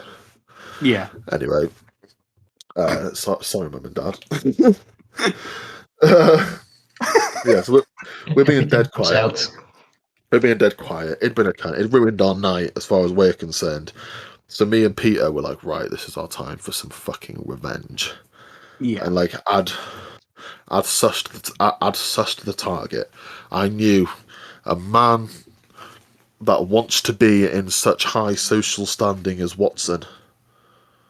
A man punching above his class. I knew there's one thing that he could not resist. Oh no, it's this Cup one. of tea. Cup of tea. A cup of English tea. PG tips, I might add. PG tips as well. Oh my goodness, breaking out the big guns. So I send Watson away. I send him upstairs because he wanted to just chill on the couch that my dad was sleeping on. And I'm like, nah, mate, you get your ass upstairs. You're not fucking... He was constantly like, why am I here? And I was like, well, because if you don't want to be fucking roughing it on the streets in fucking December where it's almost snowing, lad, go ahead. But whatever, I send him upstairs. He's in my bedroom. And then me and fucking Peter get to the revenge. We make him a tea, a cup of tea, a normal cup of tea. What you think? We go to spike it. Not with drugs. We're not fucking roofing him. But we're just like moments before this, you just go like, you know, I didn't want this to come across like we bullied him or anything like that. You know, after everything he's doing, you know, I think that we're the morally right here. So anyway, we roofied him, dug a grave out back, buried him alive. Don't call me Captain Claw, nothing. So, I guess I don't remember which it was, me or Peter. I think Peter goes to put like salt in it instead of sugar, like the classic prank. And then I was like, no, there is another. I go into the fucking cupboard, pull out the hottest chili sauce you've ever seen in your life. Oh no! Like it was scorching. We put so much of this bastard in the tea, and it came out like fucking tomato puree or something. We're just mixing it in with the tea. How it turned the tea like a reddish colour, and no matter how much we mixed it, there was still blobbing, floating bits of that. Oh my god! As much as we could. We took like a teaspoon of it of the tea. Me and Peter each like sipped a tiny bit off the teaspoon. We were getting a few drops each, and oh my god, we went mental. That is the hottest thing we've ever had. We were like fucking, because like my dad likes hot ass food. We were like washing our mouths out, almost in tears about how hot that was. We had almost nothing, right? We're gonna get a whole cup of it. So we're like, this is perfect. I send Peter to go and bring Watson back down to have his tea. Because like we're in the kitchen and there's no, and like if he spits it out or whatever, I don't want it to go on a carpet upstairs. So he has it down there. I'm like, I made you some tea. I'm trying to act all loving like I'm his Bezzy now. I'm like, Watson, my good friend, I've made you this tea. He was. It's like, I finally come to your senses, sir. he has a tea and he's like, he looks at this blobbing bits of the puree type sauce, blobbing about, and he's like, what's wrong with it? I'm like, what do you mean, mate? And then he sniffs it, gives it like the biggest whiff ever. The biggest whiff ever. And he goes, smells funny. Oh my god, I was dead of that. Then he kept trying to keep a straight face, and I was like, that's a ghetto tea, that is. Because he saw, like, our town as, like, absolute ghetto. Like this was, like, fucking 80s Compton or something in his head. The film it. Like I was like, oh, that's a ghetto cup of tea. That is. Culture yourself. He pulls out like a Swiss Army knife, like he's packing, just in case. So he's like, oh, okay then, I'm nothing if not a man of culture.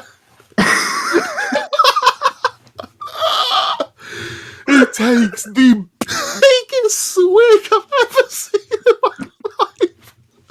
Like, I think he expected it to be like this bad ghetto tea. I'll drink it all in one gulp, bro. Like it was like a normal sized mug, and he like drinks half of it in one gulp, bro. It was mental. It was like it was pretty big as well. Like, you know what I mean? Like, he just drinks half of it in one gulp. And me and Peter look at each other. We're like, I can't stop myself from bursting out laughing. We're like, and he spits it all over me. And he's like, what is this?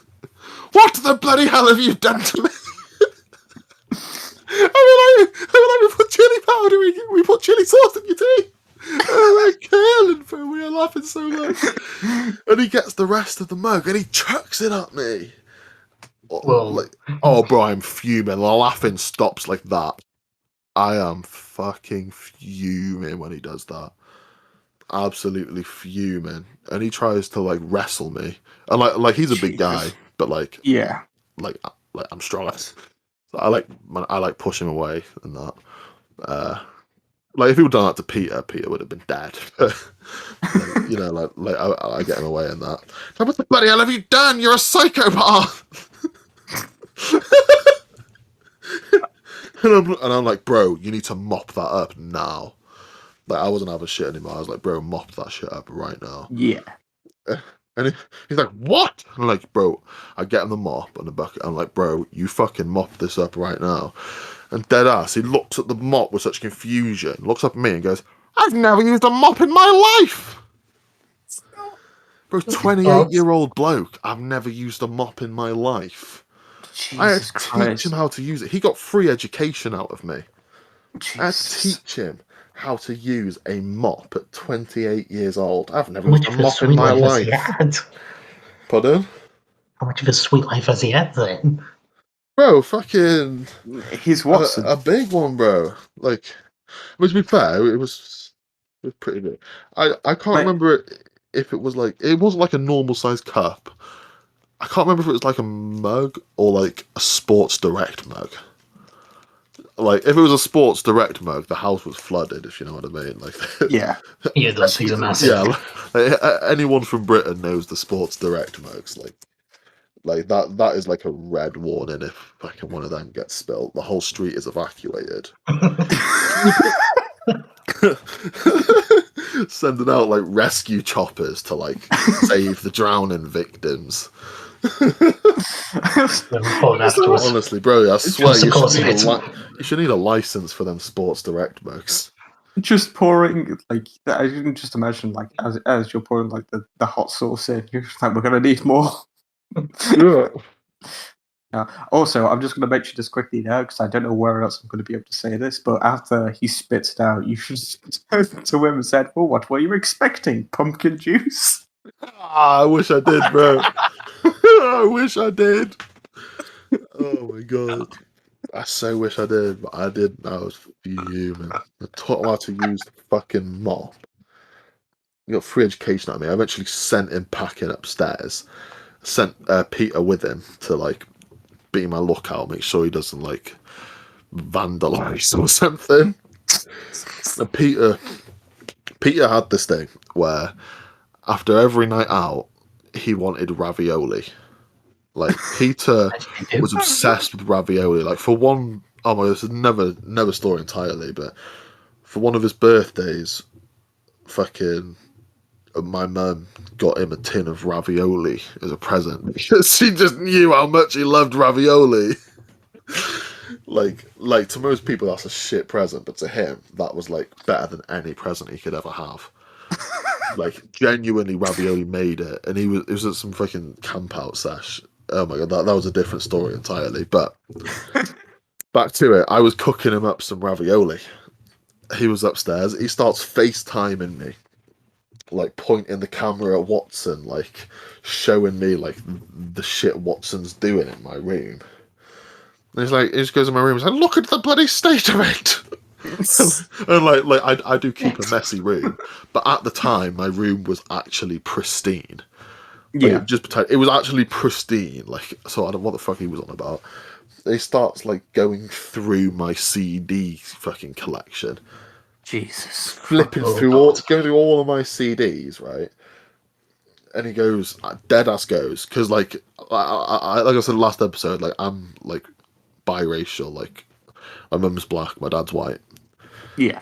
And like it was flicking, but like I pass as white pretty much. So he was like flicking through them, and like it's mostly hip hop CDs. And he goes, I can tell his mother's urban, Oh, I remember you telling me. Jesus. Oh, yes. bro. Urban, Of all the things.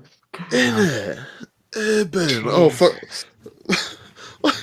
Like I get like I guess good for like him trying to find a more sensitive way to say black. But urban isn't it, Watson. Urban is not it.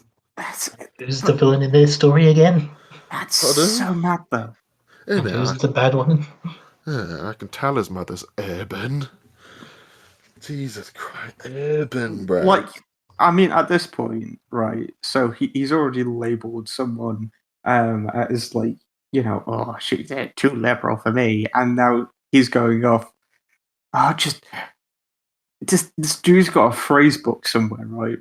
Gonna label Like everyone as he was something else. brought up on this shit. It's like, oh fuck.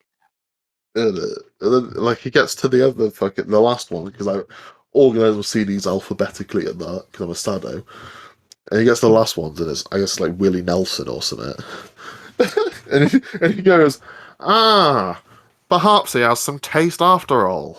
Oh my god. Like he pulls out the CD. He's like, I guess he has some taste after all. Fair enough. Like, out of all the things, this is the thing you're happy about. Of course, like the aged and wizened like old white bandana guy. Like he's there. It's like, yes, finally a man of taste. I don't know. I bet you his views are the same as. Yep. Then Peter fucking switches off the FaceTime. I'm like, fucking hell. Cook Peter up the ravioli. Peter has this thing as well. I was surprised he managed to do that because Peter, whenever we drink, the literal I'm not shitting, within like 6 seconds of him getting into my bedroom is asleep, unconscious.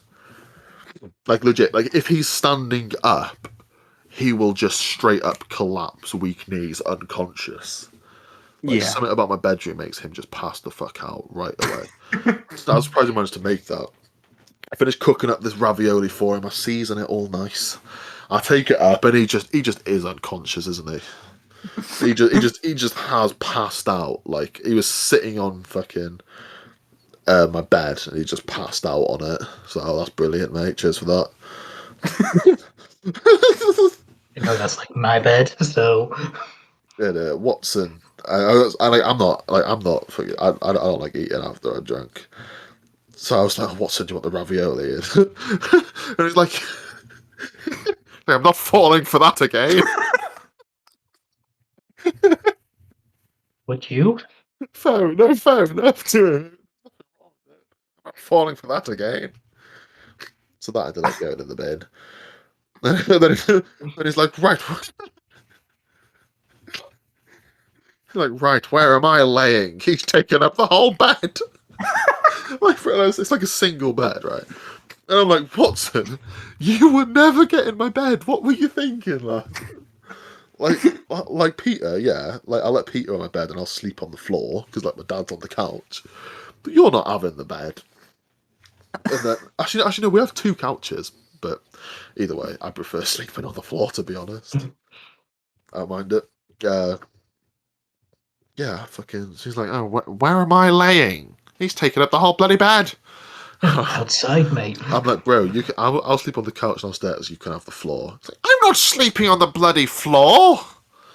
Like, bro, well, it's that I'll sleep next to my dad. He's like, what kind of peasant do you think I am? I'm not sleeping on the bloody floor. So I'm like, all right, I guess you can take the couch, like, asleep in the same room as my dad if you want. Like, fine. So he does. He just goes downstairs, sleeps on the couch, like, adjacent to my dad. Just passes out. I fucking lie on the floor. Jesus Christ. I lie on the Can you floor. imagine the morning after that? Nick a pillow, lie on the floor. Just lights out, I guess. Wake up. Go downstairs. Next day. And fucking... Watson had literally just departed as I was, like, waking up. I think him, like, closing the door woke me up or something. And I go downstairs and my mum's like, oh, what a lovely fellow, your friend. Jesus And I'm Christ. like, no, mum, Oh, he no. is not. He is not lovely. What has he been doing? And she was like, oh, we were just having a good chat. I helped him out with the bus time. Did you know he doesn't know how to read a bus table? And I was like, that doesn't surprise me, mum, to be honest. It's like, oh, you do keep some lovely friends, I have to say. I'm like, mum, he is not lovely at all. He's just said, like, oh. I'm sorry I let him into our home. I told the story what happened. Left out details. Well, I left out what Peter had done. So that did make him seem like more of a cunt. But at the same time, like, my mum did not really like Peter as it was. Yeah. She'd probably go upstairs and smack him if I told her that. So I left that bit out. But anyway, she was like, oh my God, and you let him into this home? I was like, yeah, Mo, what else could I do? And she was like, oh, well, you are a kind lad. And I was like, yeah, I'm not that kind, man. Really not that kind. Mate, I'd have like stationary, like, I'd have like a barrack cell outside of the house, knowing that he knows where I live at that point. Like, I don't think he'd be coming back after that. like, my dad wakes up the earliest though, so he would just woken up to this random, like I was like 18, to this random like 28-year-old man looking like a fucking rapist serial killer, just lying on the couch opposite him. Just woken up to that, opens his eyes, the first thing he sees is Watson. So he sees is Watson. Oh my God! How much for you? Leave them in. They've happened. Yeah. They've happened so much. Happened so many times. How much funny would it be if it turns out that he sleeps with his eyes open? Oh, bro, I wouldn't put it past him. You know, I wouldn't put it past him. If you wake up and what's? Oh my God, nah, that's creepy as fuck. Yeah, my mum genuinely thought he was a nice lad until I told her the stories. He's like, he told me he spilled a bit of tea last night, so we mopped it up. Oh, what a kind of... Isn't it? The audacity, like... The audacity! I think he had. He was like, oh, I mopped up and all that. Yeah, but he mopped up. No, just calm it. I went through... I cleaned your son's room up. Oh my God. So, yeah, that was... He'd gone... Didn't I don't remember the next time I saw him. I don't remember if I ever saw him in college again. I think he might have dropped out after that night. Yeah, literally, he. Yeah, I think that was it. Like, he wasn't bearing to see me again. But in the whole night, like, I'd gotten his phone number, and to be fair, me and Dave, and sometimes me and Pete as well, would call him outrageously often. Like, we would spam his phone over and over and over and over again. Like, he couldn't block it because I'd like block my number. I'd like, there's nothing he could do. Oh my god, yeah, he'd get so pissed off about that. And then he ended up going to uni, didn't he? Because he'd been in college for like 12 years. Because he needed like his GCSE or something in English. Yeah, that's right. But like at this point, he was 28, so he was like old enough that he could get into uni without having the GCSE. Yeah, so he's there, and then fucking one of our someone from our course, a good friend of ours, said that she'd like run into him at some point in town. Yeah. Yeah, and he'd like told her that he'd dropped out of uni to be a window cleaner. Okay. Like he's bro, getting his degree, and he's like, "No, fuck this! I'm gonna go scrub some windows." This dude has the audacity to go around with his pinky finger sticking out of his ass, and he's like all this time. Bro, window cleaner is literally like the. Oh my god, yeah. You know, the apps. The Well, he learned from you and took it for himself. He's there, and he's like, he let it slip out because he was trying to flirt, but in reality, it's like he window cleans like mansions, and he pretends he lives there. Well, he learned from Saul cleaning up the cup and was like, I can use this now. Yeah, isn't that? So this kind of brings us back to the points that we are all involved again. Even though Watson's kind of out of it because was in uni and then at this after point like 2 weeks a window cleaner. At this point, he had ET'd the fuck out of there. You know, he yeah hopped on a bike and went back to his own planet. Innit? But like he was like, it was so legendary. Him and I think this story adding on to that was so like legendary that it just kind of made Watson like this higher being that we all went from really never wanting to ever see him to all we wanted to do was see him again. Like literally, like, even now, like Dave and I will still speak like every couple days about how badly we want to like see Watson again, just to take the piss or whatever. It's like it's like a Bunsen burner. You know, you don't have it on you anymore, but it's this thing that it creates fire, but you can change the color, and it's dangerous, and you should never use it without supervision. But you're just there, and you just wanna touch it. You just wanna see what happens when you do it. And then walk in. Oh yeah, I'm sure if we ever did meet him after like 12 seconds, we'd want to leave again. But oh yeah, absolutely. Like there was nothing. Like he'd blocked us all on Facebook, or at least he'd blocked me, Dave, and Peter. And Jason, yeah, he didn't. He block you because you didn't like respond to his fucking Facebook friend request in like 12 minutes or something. Yeah, because like stacking shelves in Tesco is like, oh, friend request. I'll check it out in a minute. 2 minutes later, blocked. Really? Hang on. I am currently doing a Google search. God. Because I know one of his things, but I want to see if I can like just casually find him. Hang on, if I go into images. God, he will stand out in the crowd, so it's not going to be hard. Oh God, no! All these people are like presenting from this guy who looks like he shaved half his head off. Oh God, what would I type in?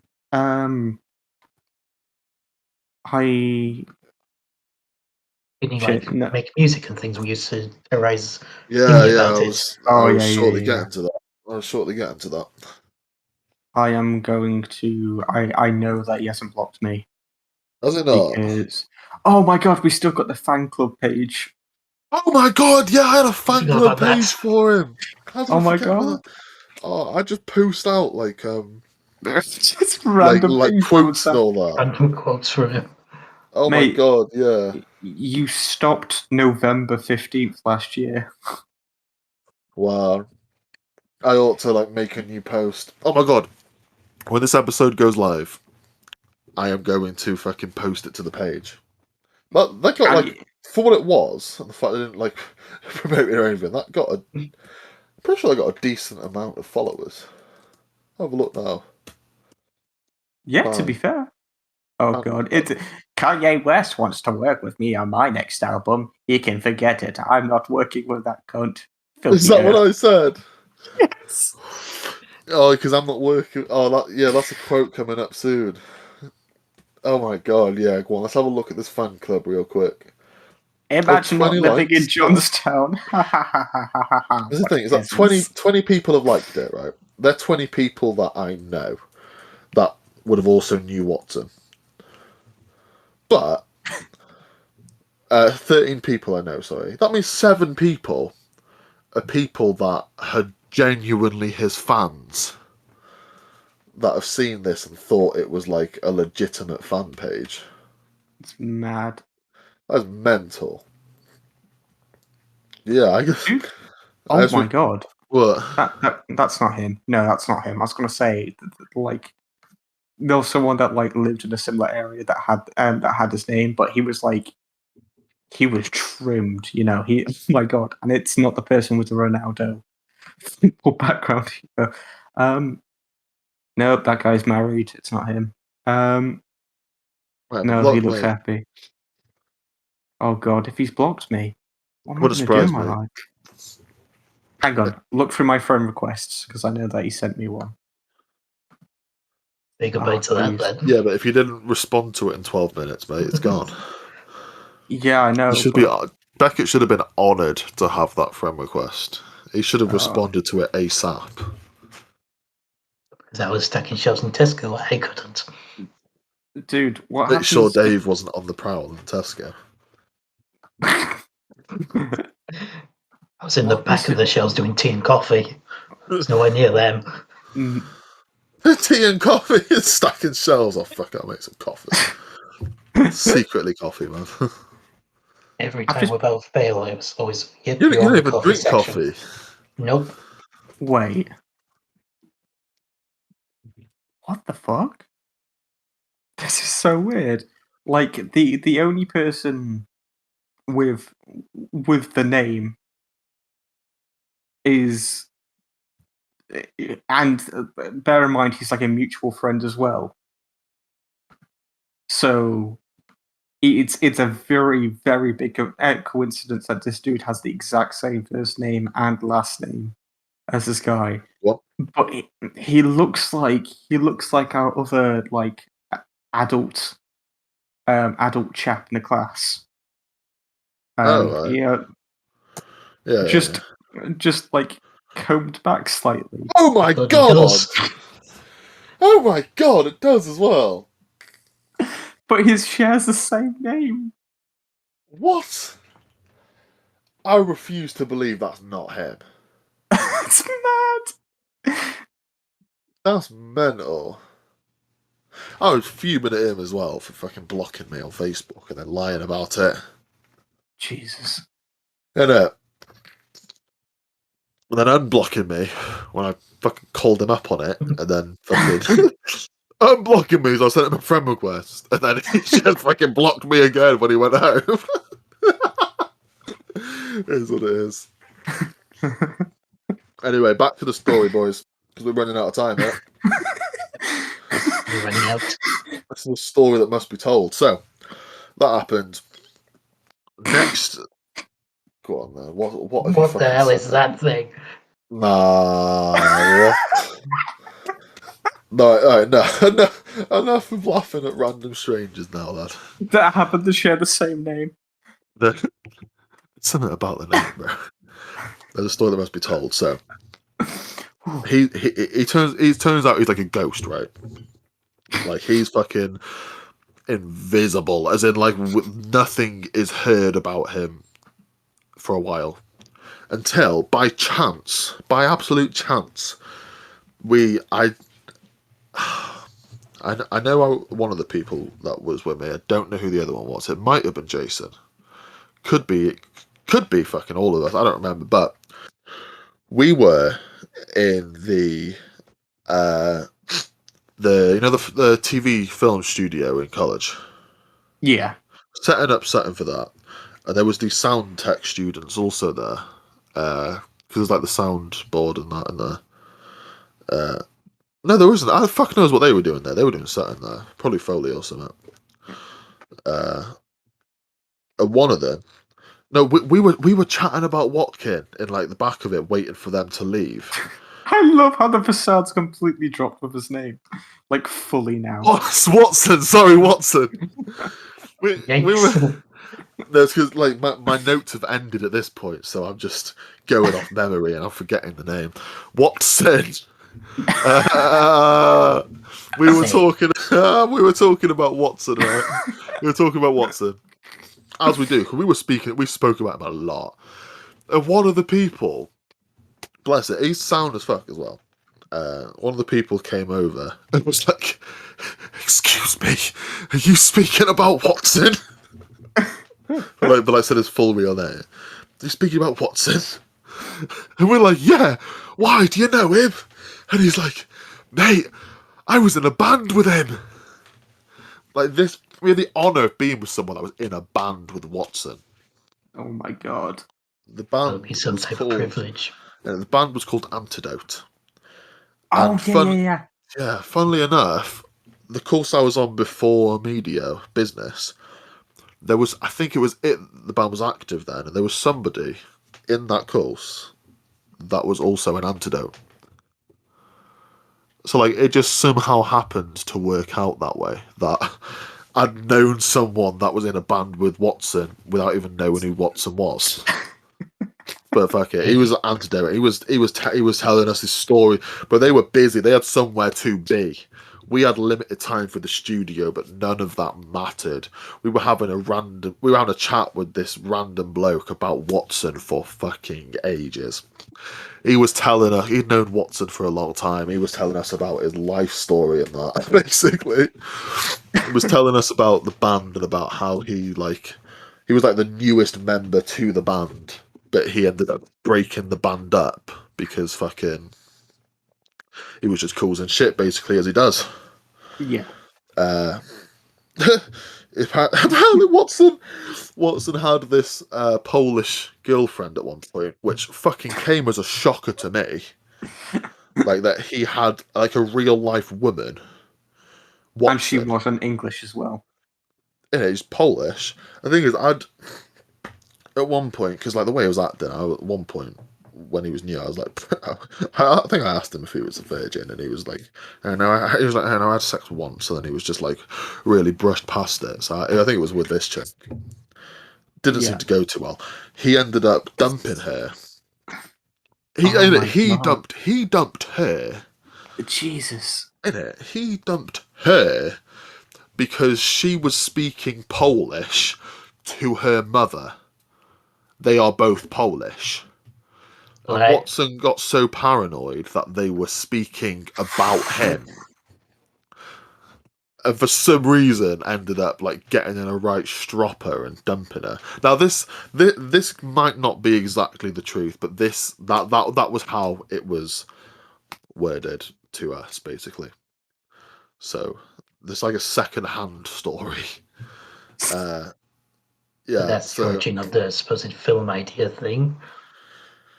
Yeah, so that was fucking hilarious. And that was about the last we heard of Watson. Until until about 2 years later, when, by chance,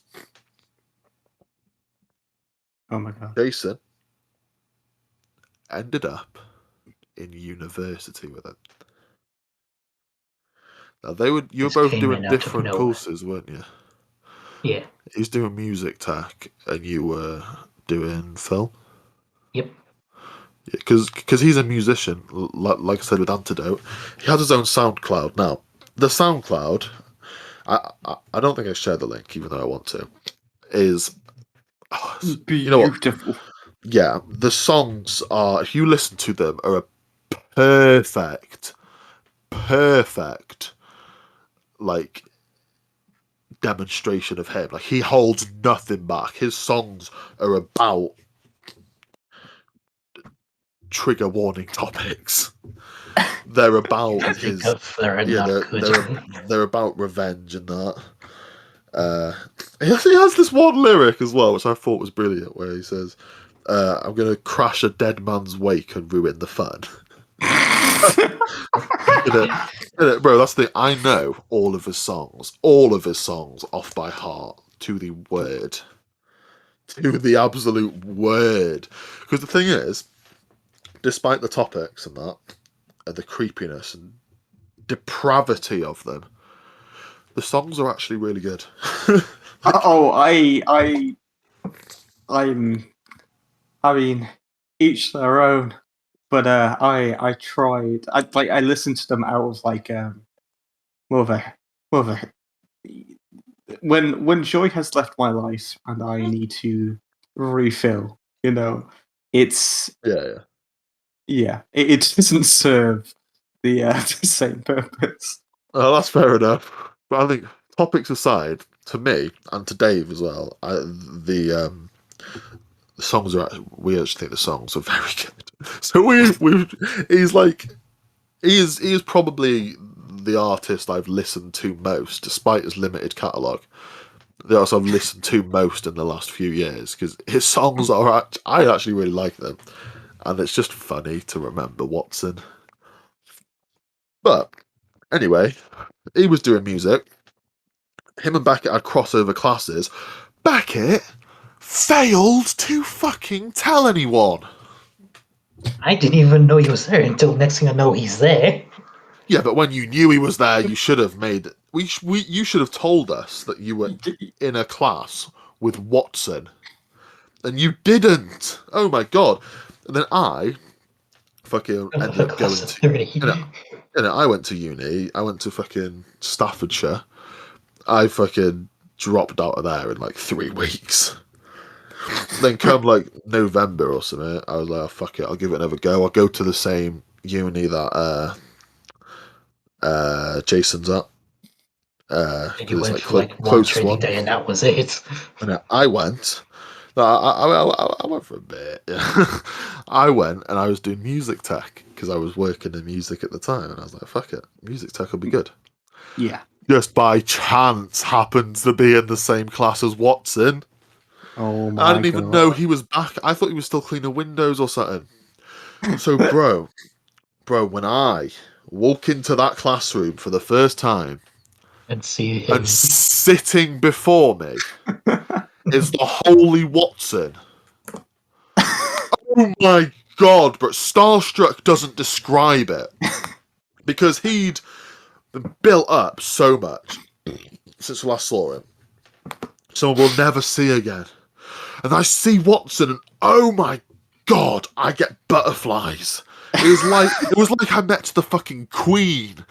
Bro, honestly, I was the most excited and nervous I've been in my fucking life. I had this final chance. Literally, I went in there, sat down, saw Watson. Oh my god.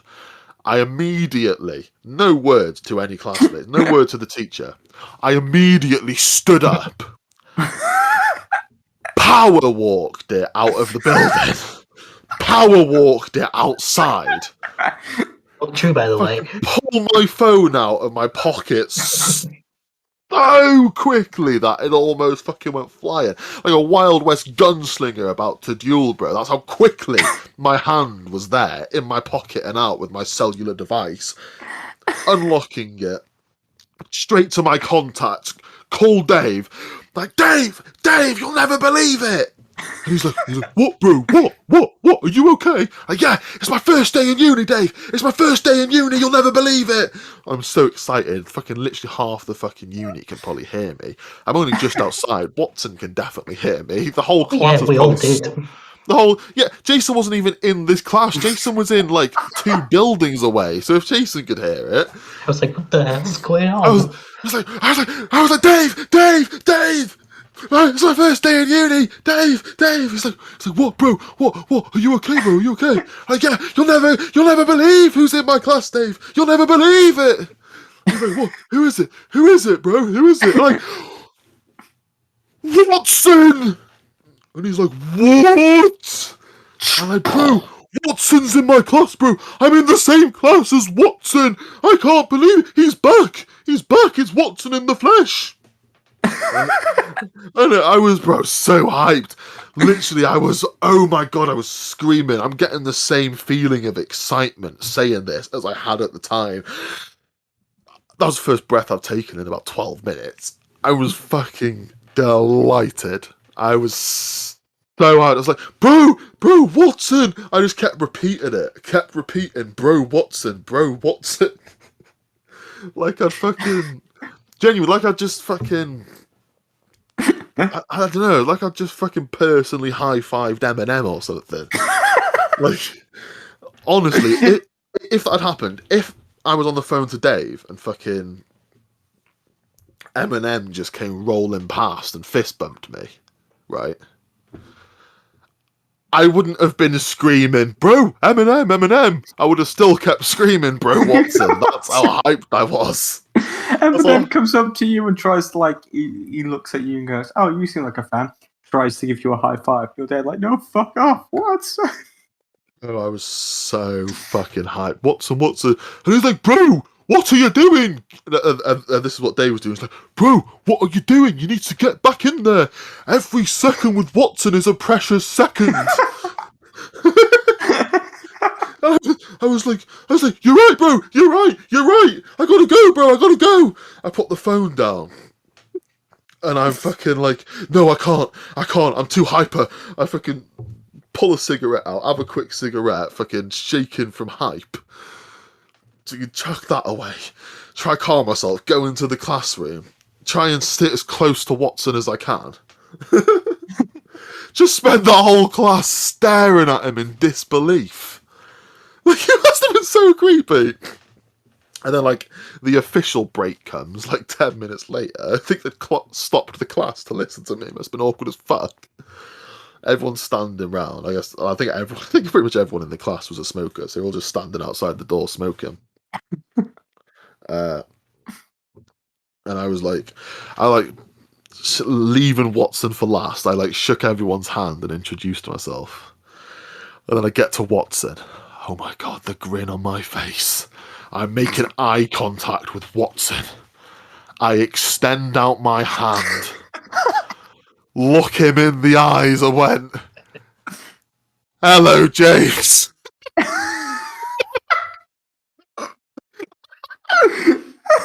The look on his face probably said it all. Oh my god. Like, oh, the excitement. I was like, hello, James. Stuck my hand down. Must have came off as so fucking creepy. Dude's just his life. He was like, I finally gotten away from that place. From right around the corner. As if, like, you're the Grim fucking Reaper extending your scythe around his neck. Hello, James. Then awkward. He was not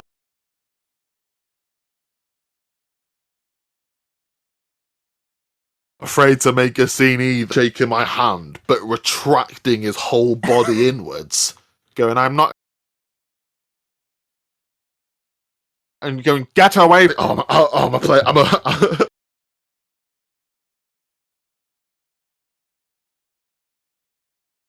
a player. You alright? Like, we know each other. And then the other people in the class stepping in, like, oh, what's going on, James? And I'm like, yeah, we were besties in college. Don't you remember, James? And I never call him James, but I was like, fucking first name terms for this. Oh, don't you remember, James? We were like best friends.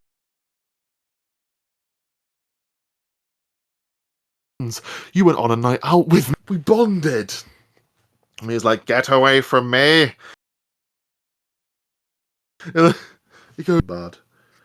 I don't remember the exact wording. I fucking wish I did. Basically called me a predator. Jesus. That's basically the sum of it. Basically called me a predator.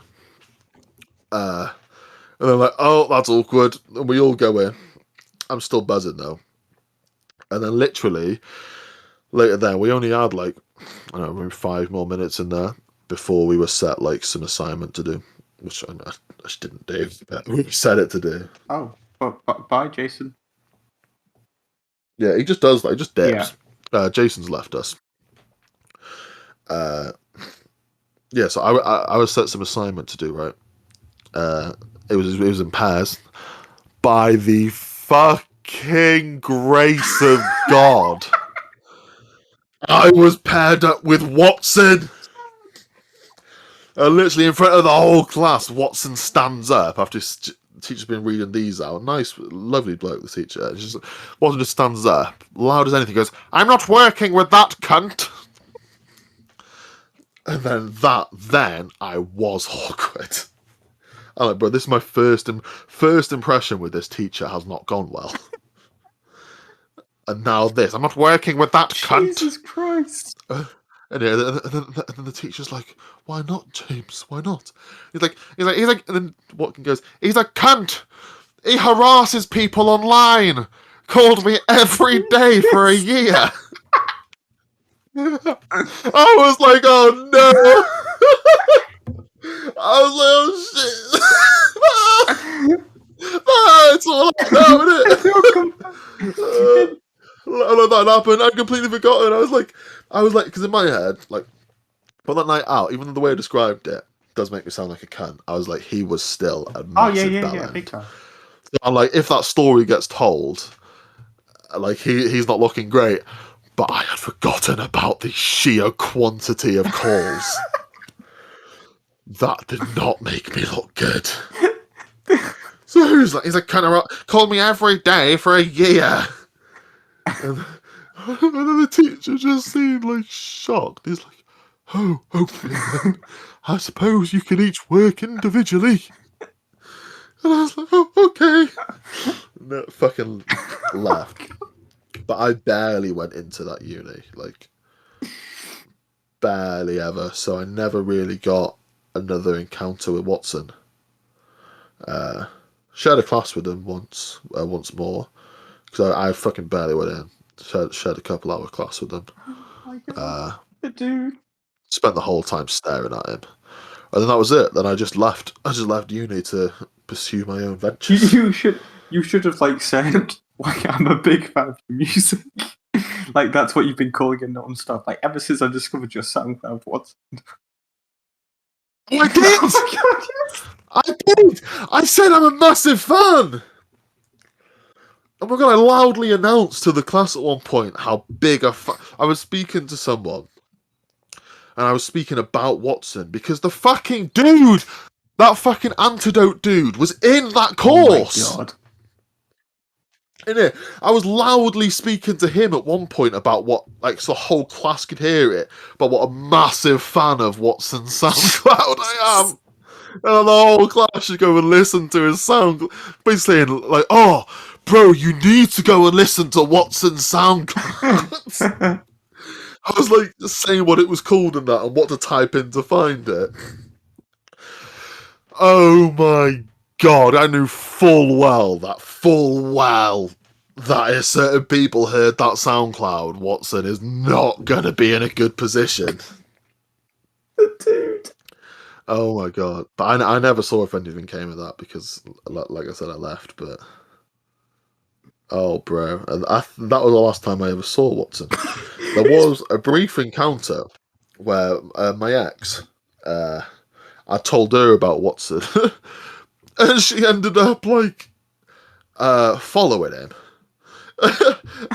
And, like, he'd, I guess, looked at her account and seen that we were together, and he DMs her and goes, "And they call Pennywise it." Oh my God. I was dying. I was dying when she showed me that. Oh, you fucking got done. The savagery returns. Dude, he's probably gone into witness protection after this. No, bro.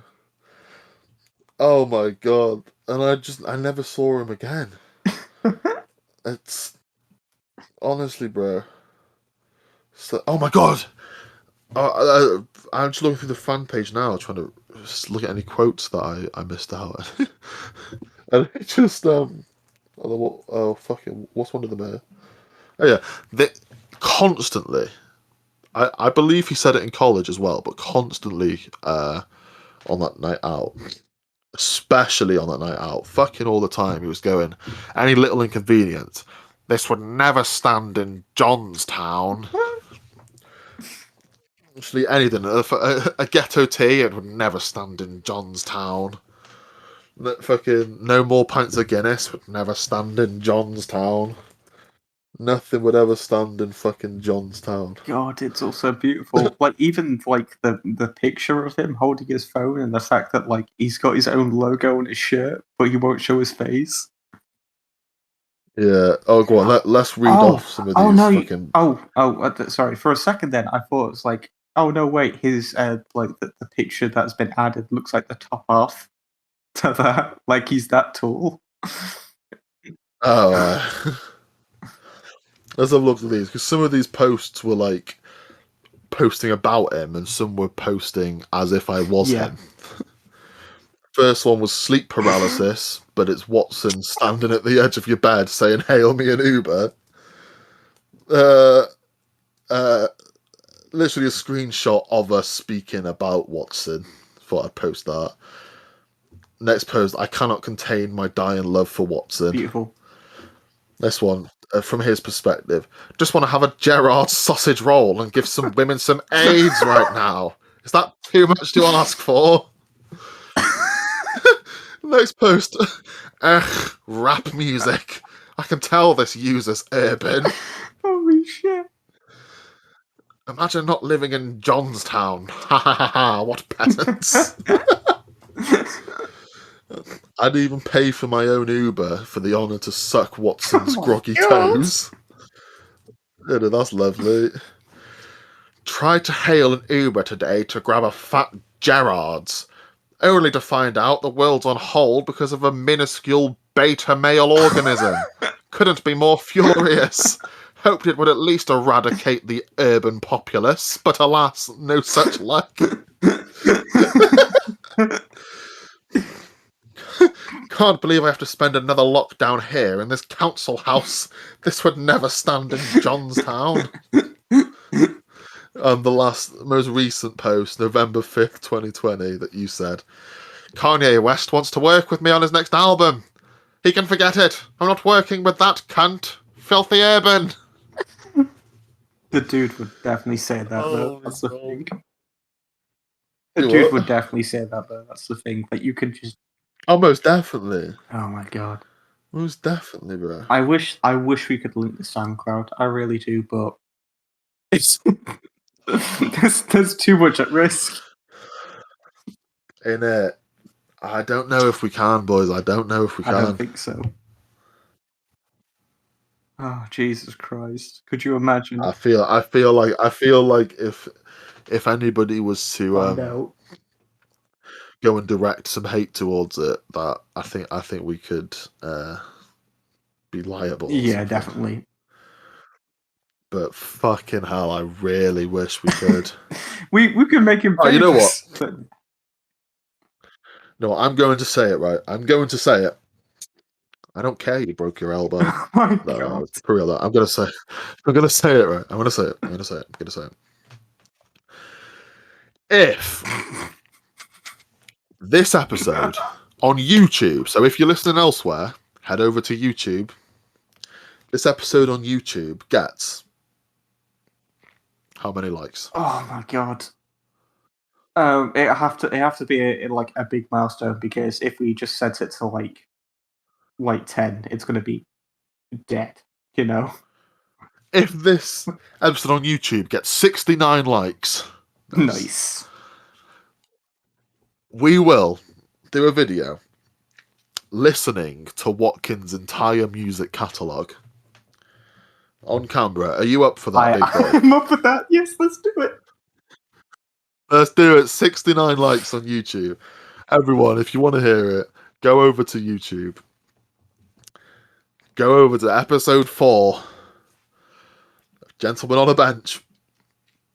If you go over to our Twitter at Gentleman Bench, we have all our links there, including YouTube at Gentleman Bench. Go over to our YouTube. Go to this episode. Click like.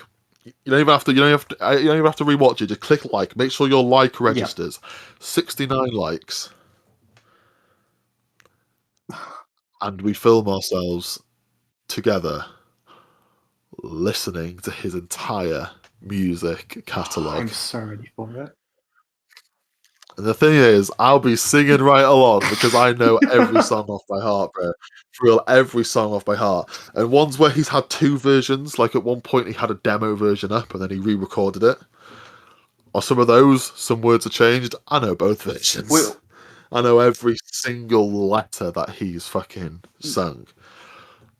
I'll be singing right along. We'll do the episode like professionally, you know, like we'll be reviewing his content. Yeah, it's gonna be for the purpose of review. We'll have like a glass of under fair use. We'll have like a glass of wine each. There, like, you know, to really be in the room with him. Oh no, bro! We need a pint of Guinness. No. We need a wine glass, but put Guinness in the wine glass. Oh, of course, bro. No. We need a champagne glass. Of course. We need a. We need something fancy. What's the fanciest drink there is? Fancy. Chardonnay. I'm gonna Google it. Chardonnay. Fanciest drink in the world. Let's quick Google on that. Oh my god. Google. Diamond Jubilee by Johnny Walker, 200k. That sounds like You know what? We're gonna get a Diamond Jubilee bottle and we're gonna pour it out. Fuck that 200k fucking Johnny Walker. And we're gonna shove a pint of Guinness in the bottle. Diamond Jubilee by Johnny Walker sounds like a really uptight, like white middle-aged, like acoustic album. Like you know what it sounds like? It sounds like something that would be on like, was it like a really like northern like country program? Here I was sitting down by the fence. Oh god, no. Asleep at the Wheel made a song, didn't they? The letter that Johnny Walker. Oh read. yeah. Oh my god. It's Johnny Walker read the yeah. That's a banging song as well. Yep. The letter that Johnny Walker read. Love that.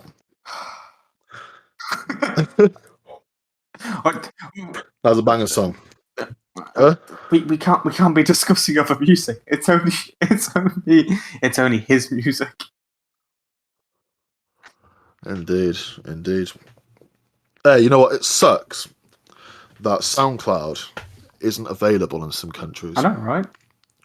But thankfully, using Surfshark, it is.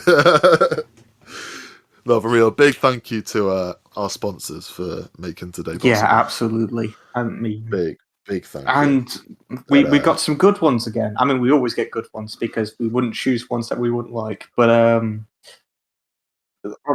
yeah, we had no idea how expensive JD Sports was, and that their business practices are nefarious.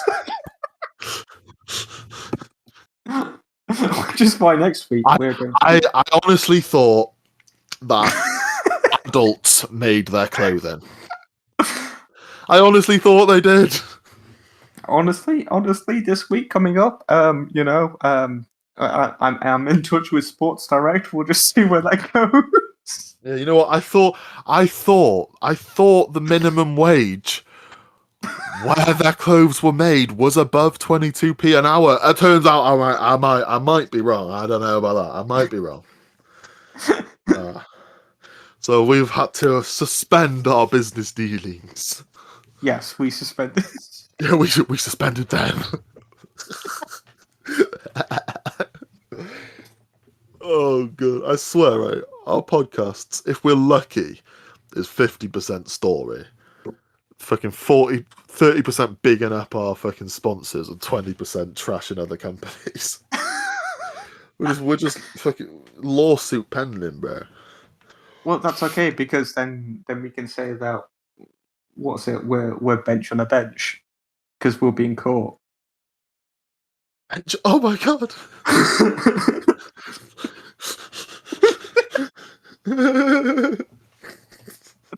That's like the Gentleman on the Bench movie right there. Like, yeah. that's That's what I do as well, isn't it? we have ideas and we have ways to make this work as well. So Yeah. Oh my god, right. People, thank you so much for listening. Please, if you want to hear us reacting to Watson's music, his entire discography. His entire discography. And you know what? If it's made available, we might even send him some money for the fucking to help with future projects, because then we're less likely to be sued. Oh, I don't know. That feels kind of dirty. That's like each time whenever you like, I don't know. It feels kind of dirty. That's like going like each time whenever you buy like a specific brand of like Mars bar. Like, why did I say a specific kind of brand and then instantly name a specific brand? No hate towards Mars bar. Love Mars bars. Caramel. Caramel chips. Their parties are insane, as you were saying.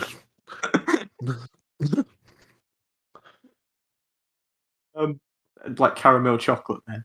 Like you buy that and then that instantly goes towards like a slave master or some shit like that, like some really evil person that like makes that chocolate out of like, I don't know, the sweat and tears of broken men. I don't know where it got progressively more and more poetic as that went on. I don't really know where I was going with that. I've lost the track completely. 69 likes. 69 likes on YouTube. And also, while you're there, just fucking follow us on Twitter at Gentleman Bench, because the banter is mad. And The banter is manta.